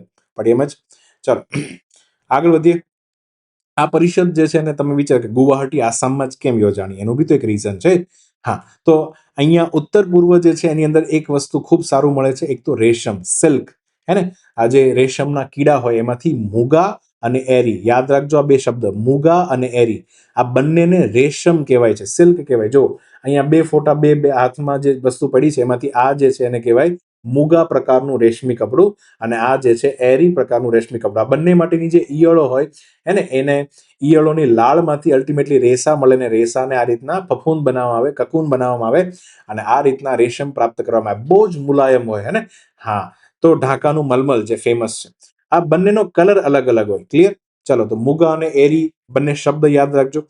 બીજું, ઉત્તર પૂર્વમાં એક બીજું નવીન પ્રકારનું કપડું જે છે બને છે, એને કહેવાય છે વાંસ આધારિત કપડું, જેને બાંબુ વિસ્કોસ પણ કહેવાય છે. તમે સમજો, જે રીતના ઉત્તર પૂર્વમાં બાંબુ એટલે કે વાંસ ઉગાડવામાં આવે છે, પછી શું કરે ખબર?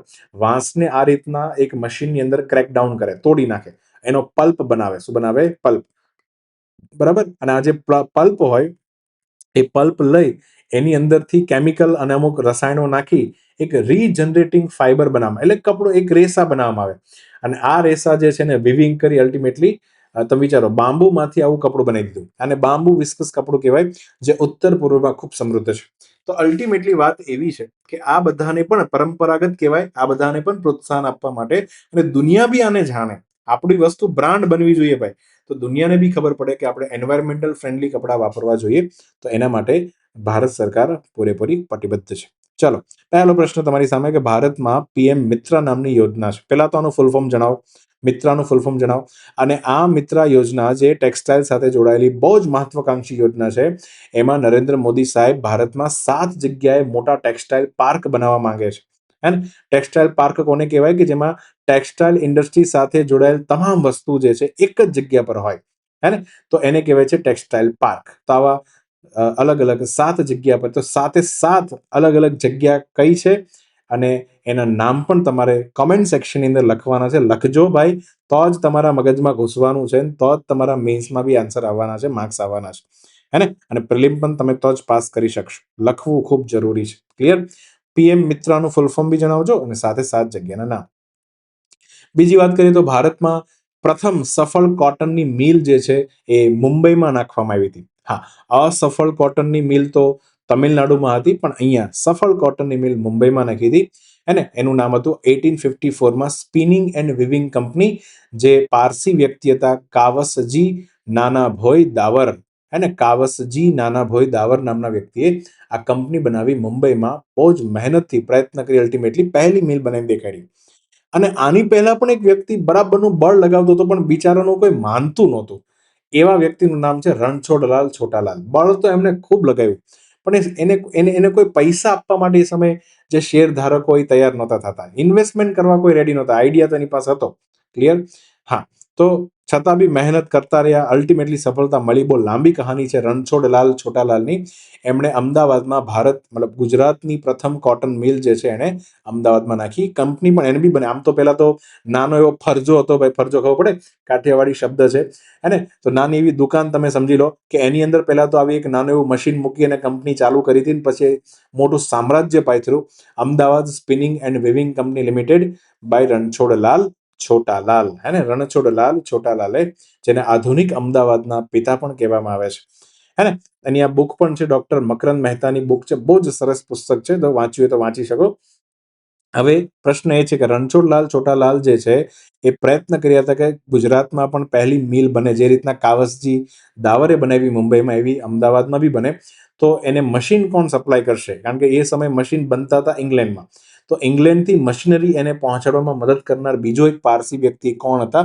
તો એ તમારે નામ આપવાનું છે, જે ત્યાં બિઝનેસમેન તરીકે કાર્ય કરી રહ્યા હતા અને ભારતના સ્વતંત્રતા આંદોલનના બહુ મોટા વ્યક્તિ છે. અચ્છા, બીજું, આ પુસ્તકનું એક પેજ પણ મેં અહીંયા મૂક્યું છે, અને શાંતિથી આને વાંચજો તો તમને બી આઈડિયા આવી જ જશે. પ્રશ્નનો જવાબ બી તમને આ જ પેજમાંથી મળી જવાનો છે. ક્લિયર? હા, તો ચાલો હવે આપણે આગળ વધીએ. રીડ કરજો શાંતિથી. જ્યારે પણ આ વિડીયો જોવો, પોઝ કરીને એક વખત રીડ કરી લેજો ને. આપણે આગળ વધીએ છીએ. તો અહીંયા આવશે ગુવાહાટી. નેક્સ્ટ ક્વેશ્ચન છે, દુલહસ્તી સ્ટેજ 2 હાઇડ્રો ઇલેક્ટ્રિક પ્રોજેક્ટ, જેને તાજેતરમાં એન્વાયરમેન્ટલ ક્લિયરન્સ મળી ગયું, કઈ નદી પર વિકસાવવામાં આવી રહ્યો છે? 4 નદીઓના નામ, જમ્મુ કાશ્મીરની નદી અને સિંધુ નદી તંત્રની નદીઓ, એના નામ તમારી સામે છે. ચાલો, તો ભારતે ચિનાબ નદી ઉપર દુલહસ્તી સ્ટેજ 2 નો હાઇડ્રો ઇલેક્ટ્રિક પ્રોજેક્ટને એન્વાયરમેન્ટ મિનિસ્ટ્રીએ મંજૂરી આપી દીધી, ક્લિયરન્સ આપી દીધું. ચિનાબ નદી ઉપર, બેઝિકલી કઈ નદી પર? ચિનાબ. અને એમાં પાકિસ્તાનને જે છે, ને, હા, ઈ પાકિસ્તાનને ખૂબ વાંધો પડ્યો. શું વાંધો પડ્યો? એણે કીધું કે ભાઈ, પ્રોજેક્ટ તમે જે બનાવવાના છો, પ્લીઝ એનો ડિઝાઇનનો ડેટા શેર કરો ને. હા, હે ને, અમારે જળ સુરક્ષાનો મામલો છે, અમારા છોકરાઓ વહી જાય પાણીમાં, અમારો ખેતીનો પાક ઉભો જતો રહે. તમે પહેલા અમને પ્રોજેક્ટમાં કેટલા સેન્ટીમીટર ઉપર, કેટલો સેન્ટીમીટર આડો, કેટલા તમે મોટરને હું મૂકવાની, બધાનો ડેટા અમને શેર કરો. પાકિસ્તાને વાંધો ઉઠાવ્યો છે, હે ને.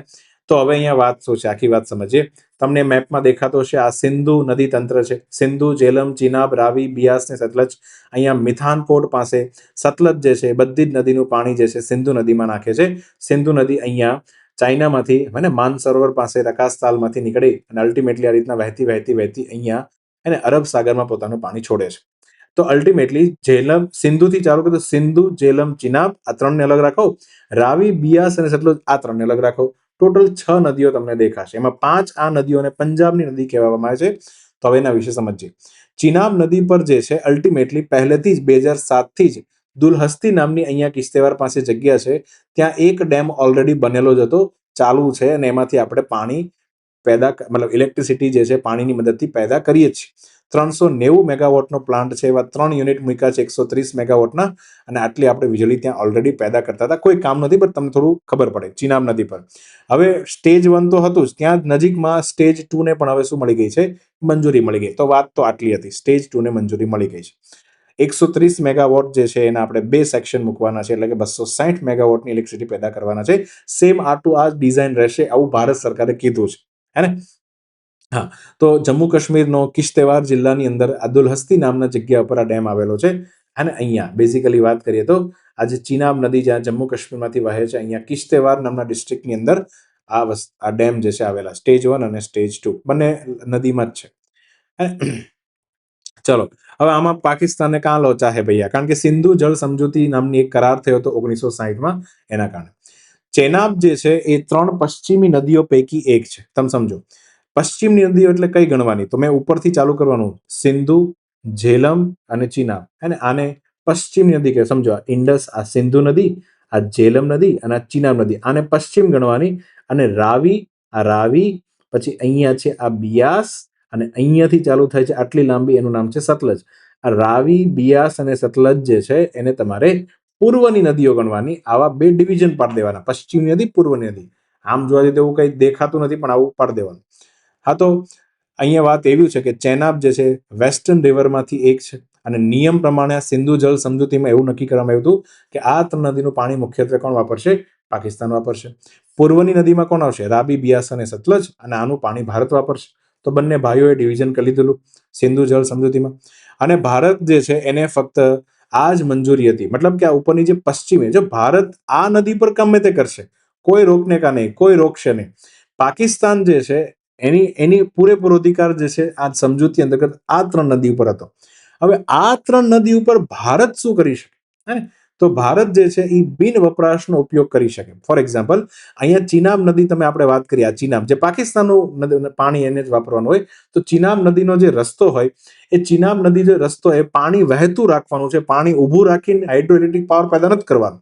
આને કહેવાય run of the river hydro power. મતલબ પાણી વહેતું હોય અને એમાંથી તમારે વિદ્યુત ઉર્જા પેદા કરી દેવાની છે. તો એ પ્રમાણે ડેમની ડિઝાઇન તમારે બનાવવાની છે. આની મંજૂરી છે. મતલબ આ રીતના તમે ડેમ બનાવી શકો આ 3 નદી ઉપર. હા, પાણીને રોકવાનું નથી, વહેતું પાણીમાં તમારે વીજળી પેદા કરી લેવાની છે. ક્લિયર? તો પાણીને રોકી ન શકાય ને એ પ્રમાણે પ્રોજેક્ટ ડેટા જે છે તમારે પાકિસ્તાન સાથે શું કરવાનો છે? શેર કરવાનો. આવું બધું ક્યાં લખ્યું છે? સિંધુ જળ સમજૂતી કરાર જે ભારત અને પાકિસ્તાન વચ્ચે થયા હતા. બટ અહીંયા કારણ કે આપણને બધાને ખબર છે કે આ હરામખોર પાકિસ્તાનના કારણે જ એપ્રિલ 2025માં પહેલગામમાં ટુરિસ્ટ ઉપર આતંકવાદી હુમલો થઈ ગયો અને તે દિવસથી આપણે આ સંધિ જે છે એને સ્થગિત કરી દીધી. અબેયન્સ. તો અબેયન્સ કરવું એટલે સ્થગિત કરી દેવું. આ ઇંગ્લિશનો શબ્દ બી યાદ રાખજો, એક્ઝામમાં મેં ઘણી બધી વખત આ પ્રશ્ન જોયો છે. સ્થગિત કરવું, હે ને? અને જેટલા લોકો મેઇન્સનું આન્સર રાઇટિંગ કરે છે એને જે પેલું ટ્રાન્સલેશન પૂછાય છે એમાં બી ક્યારેક સ્થગિત શબ્દ મૂક્યો હોય આપણે એમ થાય કે શું થતું હશે, સ્ટોપ લખીને આવે, હે ને?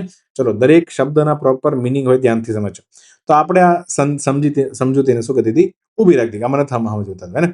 ભારતની દલીલ એવી હતી કે અમે આ જે પ્રોજેક્ટ બનાવી રહ્યા છીએ એની સૂચના અને ડેટા શેરિંગની જવાબદારીઓ હવે અમારી પર નથી, કારણ કે અમે આ સંધિમાંથી નીકળી ગયા છે. અમારા ઉપર હવે આ સંધિ બંધન કરતા નથી, તો અમે તમને કુછ નહીં આપશું, કુછ ડેટા બેટા કુછ નહીં હોગા, હે ને? અને બસ ઉપર આપણે બધાને એને કહી દીધું છે પાકિસ્તાને કે આ પ્રોજેક્ટ જે છે ને એ ટેકનિકલી સુસંગત છે અને અમે બિન વપરાશ કરતા જ છીએ, નોન કન્ઝમ્પટિવ જ છે, જે સંધિમાં લખ્યું હતું એ પ્રમાણે જ અમારો પ્રોજેક્ટ જે છે થઈ રહ્યો છે. પણ હા, ભારત પછી શું કરે એનું કંઈ નક્કી નથી. જેમ હારાવ તમે શું કરો એનું નક્કી નથી, હવે ભારત કેવો પ્રોજેક્ટ બનાવે એ પણ એનો ડેટા તમારી સાથે તો શેર નહીં જ કરે. હા, તો એટલા માટે પાકિસ્તાનની અંદર દુખાવો થયો છે. થોડો વિચિત્ર પ્રશ્ન છે, ઘણા ઓછા છોકરાઓને ખબર હોય. હા, સિંધુ જળ સમજૂતી કઈ જગ્યાએ થઈ હતી, મતલબ એક્ઝેક્ટ કયા લોકેશન ઉપર, હે ને? ભારતના વડાપ્રધાન અને પાકિસ્તાનના વડાપ્રધાન ભેગા થયા અને અલ્ટિમેટલી સમજૂતી કરી, એનો આન્સર તમારે લખવાનો છે. ચલો, અહીંયા આન્સર આવશે ચિનાબ નદી. Next question. તાજેતરમાં શ્રીલંકાની અંદર જે ચક્રવાત દિતવા આવ્યું હતું એના કારણે શ્રીલંકામાં ખૂબ જે છે એ હાનિ પહોંચી, હે ને? શ્રીલંકાનું ઇન્ફ્રાસ્ટ્રક્ચર ખરાબ થઈ ગયું હજોડું. તો એ સમયે ભારતે મોટા ભાઈ બનીને ખૂબ રાહત સામગ્રી અને સહાય પૂરી પાડી હતી. તો ભારતે આ આખું ઓપરેશન જે છે એ કયું હતું? કયું ઓપરેશન તમારે કહેવાનું છે? અલ્ટિમેટલી શ્રીલંકાએ આ જ ઓપરેશનને ખૂબ સન્માનિત કર્યું છે કે થેન્ક યુ ઇન્ડિયા, કે તમારી મદદથી અલ્ટિમેટલી અમને ખૂબ સારી સહાય મળી હતી, હે ને? તો આવું સાયક્લોન આવ્યું હતું, સાયક્લોન દિતવા. કયું ઓપરેશન ભારત સરકારે ચલાવ્યું હતું તમારે કહેવાનું છે. ચલો, આ તો આ રીતના, હે ને? તમે મેપમાં જોઈ શકો છો કે શ્રીલંકાની અંદર નોર્ધન કોસ્ટ ઉપર અહીંયા દિતવા નામનું વાવાઝોડું આવ્યું, પછી અહીંયા ટકી ગયું, હે ને? લેન્ડફોલ થયું, પછી અહીંયા જ એને ખૂબ મોટી તબાહી મચાવી હતી. એના વિશે જોવાનું છે. ચલો, નવેમ્બરના અંતમાં આ દિતવા નામનું વાવાઝોડું આવ્યું હતું, ભયંકર પૂર આવ્યું, ભૂસ્ખલન થયા, ઇન્ફ્રાસ્ટ્રક્ચર ધરાશાયી થઈ ગયું, અને જે દિવસે લેન્ડફોલ થયો વાવાઝોડું એ જ દિવસથી ભારત સરકારે ઓપરેશન સાગર બંધુ શરૂ કર્યું હતું. યાદ રાખજો, આનો હેતુ હતો માનવતાવાદી સહાય અને આપત્તિ રાહત. માનવતાવાદી સહાય અને આપત્તિ રાહત, જેને હડર કહેવાય, હે ને? નૌકાની નેવીની ભાષામાં એ લોકો હડર ઓપરેશન કહેવાય પ્રકારે. તમારે હડરનું ફૂલ ફોર્મ જણાવવાનું છે. ગુજરાતીમાં તો મેં કહી દીધું, ઇંગ્લિશમાં તમારે અહીંયા લખવાનું છે HADR ઓપરેશનનું ફૂલ ફોર્મ શું થાય, HADR નું ફૂલ ફોર્મ શું થાય, હે ને? ચલો, ટૂંકમાં આપણે માનવતાવાદી સહાય મોકલવાના હતા. હવે થોડી બેઝિક વાત કરીએ સાયક્લોનની. ચક્રવાત કોને કહેવાય? તો જ્યારે દરિયાની ઉપર બહુ ધ્યાન સમજો, પાણી ઉપર જ બને સાયક્લોન હંમેશા. તો લો પ્રેશર સિસ્ટમ ડેવલપ થાય ને નીચું દબાણ ડેવલપ થાય, તો ઊંચાણ દબાણ વાળીથી હવા જે છે નીચા દબાણ તરફ ખેંચાઈને આવે, પછી ગોળ ફરતી આ રીતના ઉપર ચડે. ગોળ ફરતી આ રીતના શું ચડે? ઉપર ચડે. તો આજુબાજુ ભારે દબાણ હોય, વચ્ચે ક્યાંક લો પ્રેશર સર્જાય. પછી નેક્સ્ટ ક્વેશ્ચન એ છે કે લો પ્રેશર કેમ સર્જાય? કારણ કે એટલા એરિયામાં જે દરિયો હોય એમાં દરિયાની સપાટી એટલી બધી ગરમ થઈ ગઈ હોય, અને ગરમ સપાટીને કારણે જે તાપમાન હોય એ ઉપર અહીંયા હવાનું પણ વધી જાય, તો હવા પણ ગરમ થઈ જાય, અને ગરમ હવા જે છે એ હંમેશા ઉપર ઉઠવાનો પ્રયત્ન કરવા લાગે, એટલે અહીંયા લો પ્રેશર ઝોન થાય. લો પ્રેશર ઝોન થાય એટલે આસપાસથી હવા જે છે એ ખેંચાવા લાગે, અને હવા જ્યારે આ રીતના ગોળ ઘૂર્ણન કરવા લાગે તો એને સાયક્લોન કહેવાય છે. કાંઈ ન ખબર પડી હોય તો પહેલા ભાઈ જીઓગ્રાફી તમારે સમજવું પડશે. બાકી જેને જીઓગ્રાફી કર્યું છે એના માટે રિવિઝન છે, બહુ ધ્યાનથી સમજજો. હે ને? તો વચ્ચે આ વાવાઝોડાની આંખ કહેવાય અને એમાં હંમેશા લો પ્રેશર હોય. આ પણ પ્રશ્ન પૂછાઈ ગયો છે. હા, પછી સમુદ્રની સરફેસ જે છે એને એનું ટેમ્પરેચર મિનિમમ કેટલું હોવું જોઈએ? મતલબ આ ગરમ જેટલી વધારે હોય ને એટલું સાયક્લોન થવાના ચાન્સીસ બહુ વધારે છે. હે ને? અને એ તમે સમજો જળવાયુ પરિવર્તન આપણે જે ધૂમધામથી જે ધુમાડો છોડી રહ્યા છીએ, પ્રદૂષણ કરી રહ્યા છીએ, એનાથી જે ધરતી ગરમ થઈ રહી છે એના કારણે સપાટી પણ ગરમ થાય અને એટલા માટે વારે શું આવ્યા કરે? સાયક્લોન આવ્યા કરે. સાયક્લોનની સંખ્યા જે છે વધી જાય. ક્લિયર? તો સપાટીનું તાપમાન જે છે 26.5 અથવા તો 27 આપ્યું હોય તો બી સાચું જ પાડજો. 27 ડિગ્રી તાપમાન અથવા એનાથી વધારે હોય તો ચક્રવાત આવે. એનાથી ઓછું હોય તો અહીંયા લો પ્રેશર ઝોન જ નહીં બને, તો જનરલી ચક્રવાત નથી આવતા.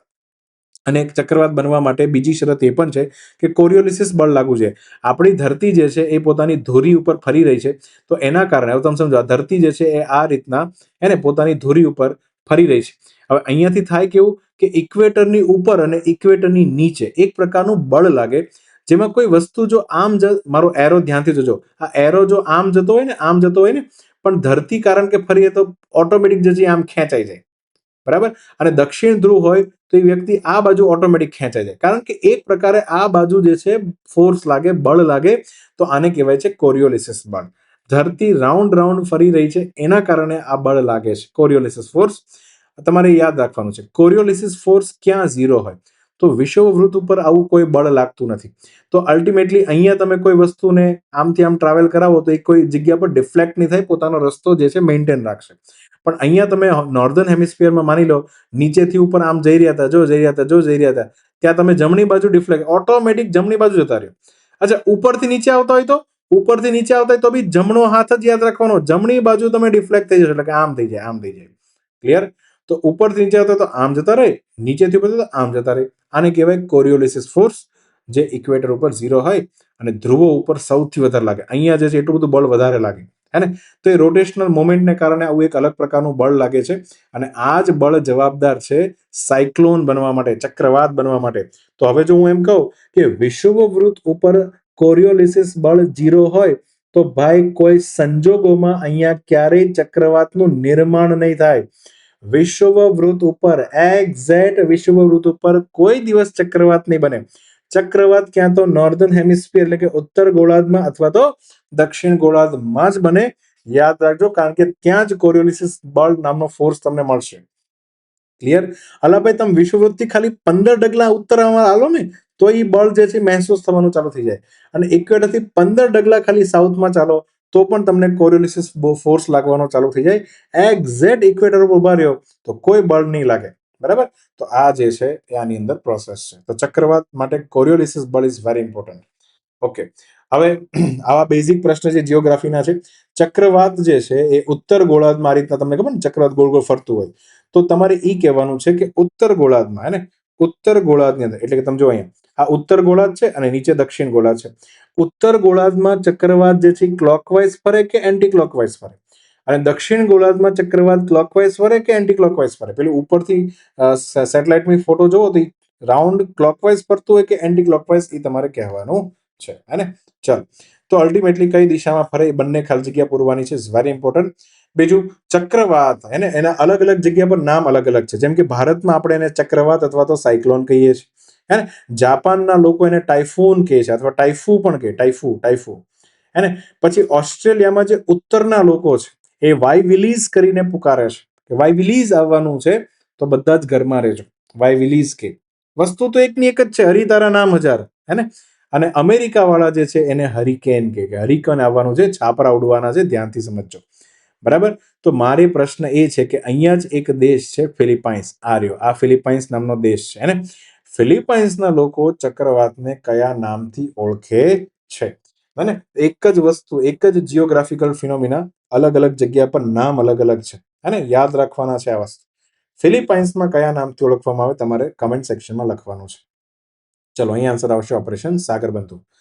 તાજેતરમાં ભારતના રેલવે મંત્રી અશ્વિની વૈષ્ણવ દ્વારા ઘોષણા કરવામાં આવી મુજબ ભારતનો મહત્વાકાંક્ષી બુલેટ ટ્રેનનો જે પ્રોજેક્ટ છે એનો ફર્સ્ટ ફેઝ ક્યારથી ચાલુ થવાની આપણે અપેક્ષા રાખી શકીએ? 4 ઓપ્શન તમારી પાસે છે, હે ને? 26માં, 27માં કે 28માં? પહેલા એટલું તો યાદ રાખી જ લેવાય, હે ને?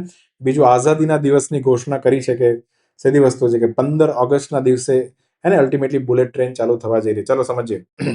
અને આપણા ભારતનો ખૂબ મહત્વાકાંક્ષી નરેન્દ્ર મોદી સાહેબનો ડ્રીમ પ્રોજેક્ટ, જેમાં મુંબઈથી થાણે ક્રીક થઈ વિરાર, બોઈસર, વાપી, બિલીમોરા, સુરત, ભરૂચ, વડોદરા, આણંદ, અમદાવાદ અને સાબરમતી એવા 12 સ્ટેશનોને કવર કરતું કરતું મહારાષ્ટ્ર અને પછી દાદરા નગર હવેલી અને ગુજરાત જે છે અલ્ટિમેટલી 2 રાજ્ય અને એક યુનિયન ટેરેટરીમાંથી પસાર થાય છે બુલેટ ટ્રેનનો પ્રોજેક્ટ.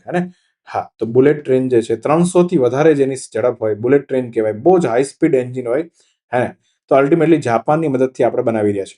તો અશ્વિની વૈષ્ણવ દ્વારા આપણા રેલવે મંત્રી દ્વારા જાહેરાત કરી કે 15 ઓગસ્ટ 2027ના રોજ પહેલો બુલેટ ટ્રેન પ્રોજેક્ટ સાકાર થઈ જશે. એનો પહેલો ફેઝ ચાલુ થશે. બેઝિકલી આખો પ્રોજેક્ટ તો નહીં થાય, આ પહેલો ફેઝ ચાલુ થઈ જશે. ભારતે જાપાનની મદદથી આપણે આ પ્રોજેક્ટ બનાવ્યો છે. આનું નામ બીજું બી છે, Mumbai Ahmedabad high speed rail corridor. હે ચલો, કુલ લંબાઈ છે 508 કિલોમીટર. એમાં ગુજરાતની અંદર કેટલા કિલોમીટર પૂછી લે, ધ્યાનથી સમજો. ગુજરાતમાં સૌથી વધારે છે 350 કિલોમીટર, એવું યાદ રાખવાનું અંદાજ. હા, પછી મહારાષ્ટ્રની અંદર તો 150, 350, 150. અને ગુજરાત મહારાષ્ટ્રમાં જો ડબલનો સંબંધ છે, 150 ટુ 350, એવું થોડું યાદ રાખવાનું. અને દાદરા નગર હવેલીમાં ખાલી 2 કિલોમીટર. 2 કિલોમીટર તો દાદરું નગર હવેલી બે ઉડી જાય, ખ્યાલ આવ્યો? તો આ રીતના 508 કિલોમીટરની આ બુલેટ ટ્રેન ચાલવાની છે. ચલો, મુંબઈથી ચાલુ થશે અને અમદાવાદ જે છે ઊભી રહેશે. જે તમને મેપમાં દેખાય એટલા સ્ટેશનો વચ્ચે ઊભી રહેવાની છે. હે મુસાફરી જે છે હવે મુંબઈથી અમદાવાદ આવવાનો જે સમય છે એ 2 કલાકથી પણ ઓછો થઈ જશે. 2 કલાકમાં તમે મુંબઈથી ક્યાં પહોંચી જશો? અમદાવાદ. ગતિ જે છે 320 કિલોમીટર પર અવર રહેવાનો અંદાજ છે. હવે તો ચાલુ થાય ત્યારે ખબર પડે. અને આની અંદર જે જાપાનીઝ શિન્કનસેન સિસ્ટમ યુઝ થવાની છે અને બુલેટ ટ્રેનમાં શિન્કનસેન નામની ટેકનોલોજી. હવે આ શિન્કનસેન જાપાનીઝ વર્ડ છે. હા, જાપાનમાં લોકો બુલેટ શબ્દ નથી બોલતા. આપણે અહીંયા બુલેટ બુલેટ કરીએ કારણ કે સ્પીડ વધારે હોય ને, એટલે ત્યાંના લોકો એમ બોલે કે શિન્કનસેન આવવાની છે. શિન્કનસેનની સ્પીડ બહુ વધારે હોય, છૂછા એમ પડી મચ. ચાલો, તો ભારતની આ ટ્રેન છે એમાં જાપાનીઝ ટેકનોલોજી ઉપર. બીજું, આ અશ્વિની વૈષ્ણવે બી ઘોષણા કરી કે ભારતની પહેલી વંદે ભારત સ્લીપર ટ્રેન, સુવા માટેની જે ટ્રેન છે એ પણ આ જ મહિનાથી એટલે કે જાન્યુઆરી 2026થી ભારતમાં કાર્યરત થઈ જશે. કારણ કે સરસ મજાની ટ્રેન બનીને તો તૈયાર થઈ ગઈ છે. આના વિડીયોઝ બી બહુ વાયરલ થયા હતા, ખબર હોય તો. તો પ્રથમ ભારતની વંદે સ્લીપર ટ્રેન જાન્યુઆરીથી ચાલુ થઈ જશે, આ જાન્યુઆરીથી. ક્લિયર? ચલો, હવે થોડો ઇન્ટરેસ્ટિંગ ક્વેશ્ચન છે. બુલેટ ટ્રેનનો જે પ્રોજેક્ટ છે તમને હમણાં દેખાડ્યું, મુંબઈથી ચાલુ થાય અમદાવાદ સુધી છે. એમાં વચ્ચે એક જગ્યા આવે થાણે, ત્યાં ક્રીક છે, દલદલીય વિસ્તાર છે. તો આ લોકોએ ત્યાં દરિયાની નીચે ટનલ બનાવી છે. મતલબ બુલેટ ટ્રેન પાણીની અંદર જશે, પાછી બહાર નીકળશે. બરાબર? અને આવું તો ભારતમાં પહેલી વખત હશે. તો થાણે ક્રીક પાસે આ જે ટનલ બની છે એ કેટલા કિલોમીટર લાંબી ટનલ છે, જેમાં અંડર વોટર આપણે બુલેટ ટ્રેનને દોડાવવાના છે. બહુ ઇમ્પોર્ટન્ટ છે, યાદ રાખજો. અંડર વોટર પ્રોજેક્ટ છે. બીજું, આ તો બધાને ખબર હશે કે ભારતની પહેલી પેસેન્જર ટ્રેન મુંબઈથી થાણે, મુંબઈથી થાણે વચ્ચે અંગ્રેજોએ બનાવી હતી. તમારે એ કહેવાનું છે કે કઈ તારીખે પહેલો એક્સપેરિમેન્ટલ ટ્રાયલ જેનો થયો હતો, મતલબ પેસેન્જર બેસીને ગયા હતા. તમને વર્ષ તો બધાને જ ખબર હશે, 1853 બધાને ખબર હશે. તારીખ પૂછે છે, તારીખ. અને કેટલા કિલોમીટર માટે આ સર્વિસ ચાલુ થઈ હતી એ તમારે અહીંયા લખવાનું છે. ક્લિયર? ચાલો, સરસ. તો ઓગસ્ટ 2027 એક્ઝેક્ટ કહીએ તો 15 ઓગસ્ટ આઝાદીનો દિવસ. અને આવતું વર્ષ આપણને બુલેટ ટ્રેનનો પહેલો પાર્ટ જે છે, આમ તો સુરતથી બિલીમોરાની વાત ચાલે, પણ એ કઈ ગોખાય નહીં અત્યારથી, એ થાય પછી જોયું જશે. કારણ કે અત્યારથી શરૂઆતથી વાત કરવાનો કોઈ મિનિંગ નથી બનતો. ચાલો, તો આ રીતના આશા છે કે આપણને બુલેટ ટ્રેન મળી જશે. ચાલો, તો અહીંયા આપણે આપણું આખું સેશન જે છે એને સમઅપ કરીએ છીએ. હવે ફટાફટ સમરીને જોઈ લઈએ. પહેલો પ્રશ્ન હતો વિશ્વ બ્રેલ દિવસ, ખબર જ છે, 4 જાન્યુઆરી. પછી COP28 loss and damage fund વાળો ક્વેશ્ચન હતો, બંને વિધાનો સાચા હતા. ADB ની અંદર અહીંયા વોટિંગ પાવર અને શેર હોલ્ડિંગમાં જે વાત હતી એ ખોટી હતી, બાકી બંને વિધાન સાચા છે. Is of doing business, yes, world bank લાવે છે, આટલા એના સૂચકાંકો છે. અને એમાં પ્રોબ્લેમને કારણે આખો રિપોર્ટ બંધ કરવો પડ્યો હતો. 3 વિધાન સાચા છે. કાર અને ઇલેક્ટ્રોનિક્સ પરની જકાત એને ઘટાડવાની વાત ભારત અને યુકે વચ્ચેના FTA અંતર્ગત થઈ હતી, તો એ બી યાદ રાખજો. અને ગ્લોબલ ઇનોવેશન ઇન્ડેક્સ જે છે એમાં પહેલા 2 વિધાન તો એકદમ સાચા છે. ઇનપુટ્સ એના આધારે આ 3 વસ્તુ એને ઇનપુટમાં ગણવામાં આવે. આઉટપુટ અને ઇનપુટ શું કહેવાય? 7 અલગ અલગ પેરામીટરની આપણે વાત કરી હતી. તો એના આધારે GII જે છે એનું મૂલ્યાંકન કરવામાં આવે છે. વિપો એકલી નથી, વિપો સાથે બીજી પણ આંતરરાષ્ટ્રીય સંસ્થાઓની ભાગીદારી છે, ઇનસીડ અને કોર્નેલ યુનિવર્સિટી. અને સૌથી વધુ જેમાં ઇનોવેશન છે, જરૂરી નથી કે એની માથાદીઠ આવક પણ વધારે જોઈએ, તો ત્રીજું વિધાન તો ખોટું છે. તો આ રીતના બે વિધાન સાચા છે. ચાલો, ટેક્સટાઇલ મંત્રાલયની મીટિંગ થવાની છે ગુવાહાટીમાં. Dulhasti stage project hydraulic project Chenab નદી પર છે. આપણે શ્રીલંકામાં ઓપરેશન સાગર બંધુ હે ને નામનો પ્રોજેક્ટ જે છે ચાલુ કર્યો હતો. અને 15 ઓગસ્ટ 2027ના રોજ આવતા વર્ષે આપણને બુલેટ ટ્રેનનો પહેલો ફેઝ મળવાની આશા છે. તો આટલા આપણા આજના ક્વેશ્ચન હતા, હે ને. તો બીજું, આજે જે રસ્તામાં પ્રશ્નો પૂછ્યા હતા, હે ને, ઓકે, તો એ બી સાથે સાથે અહીંયા લઈ લીધા છે. એને ટોટલ અહીંયા 6 છે અને બીજા 2 અહીંયા, ટોટલ 8 ક્વેશ્ચન જે છે મેં લીધા છે. તો 8 પ્રશ્નોનો કોમેન્ટ સેક્શનમાં જવાબ લાવજો. અને આગળ બી હું એસટીઆઈના જેટલા બી પ્રશ્નો પોસિબલ થશે એનું તમને સોલ્યુશન અને એનાલિસિસ કરાવતો રહીશ. ક્લિયર? હા, તો આપણે અહીંયા જે છે એકદમ ક્વોલિટી વાળું કામ કરીએ છીએ, ક્વોન્ટિટી ઉપર નથી જતા. જેથી કરીને ઓછું કરીએ પણ વધારે સારું કરીએ એ હિસાબે આપણે આગળ વધવાનું છે. અને મારે આ લર્નિંગ પોકેટ ઉપર જેટલા પણ વિદ્યાર્થીઓ જોઈ રહ્યા છે ભાઈ, હે ને, આ ભિલાઈ સ્ટીલ પ્લાન્ટનો બી મેં એક ક્વેશ્ચન જોયો જે આપણે ચર્ચા કરી હતી, હે ને, અને એ જ ક્વેશ્ચન જે છે ક્યાંક ને ક્યાંક એસટીઆઈ ની અંદર આવ્યો હતો. ક્લિયર થાય છે? હા, તો આવા બધા તમે જેટલું સરસ મજાનું કરંટ અફેર કરશો અને સ્ટેટિક સબ્જેક્ટને બી જોડતા જશો તો તમારા જ પ્રશ્નો જે છે એ સાચા પડવાના છે. બરાબર છે? ચલો, તો આ સાથે આપણે આજનો આ એપિસોડ જે છે અહીંયા પૂરો કરીએ છીએ. નેક્સ્ટ એપિસોડમાં આના આન્સર સાથે પાછા મળશો. ત્યાં સુધી જય જય ગરવી ગુજરાત, જય હિન્દુસ્તાન.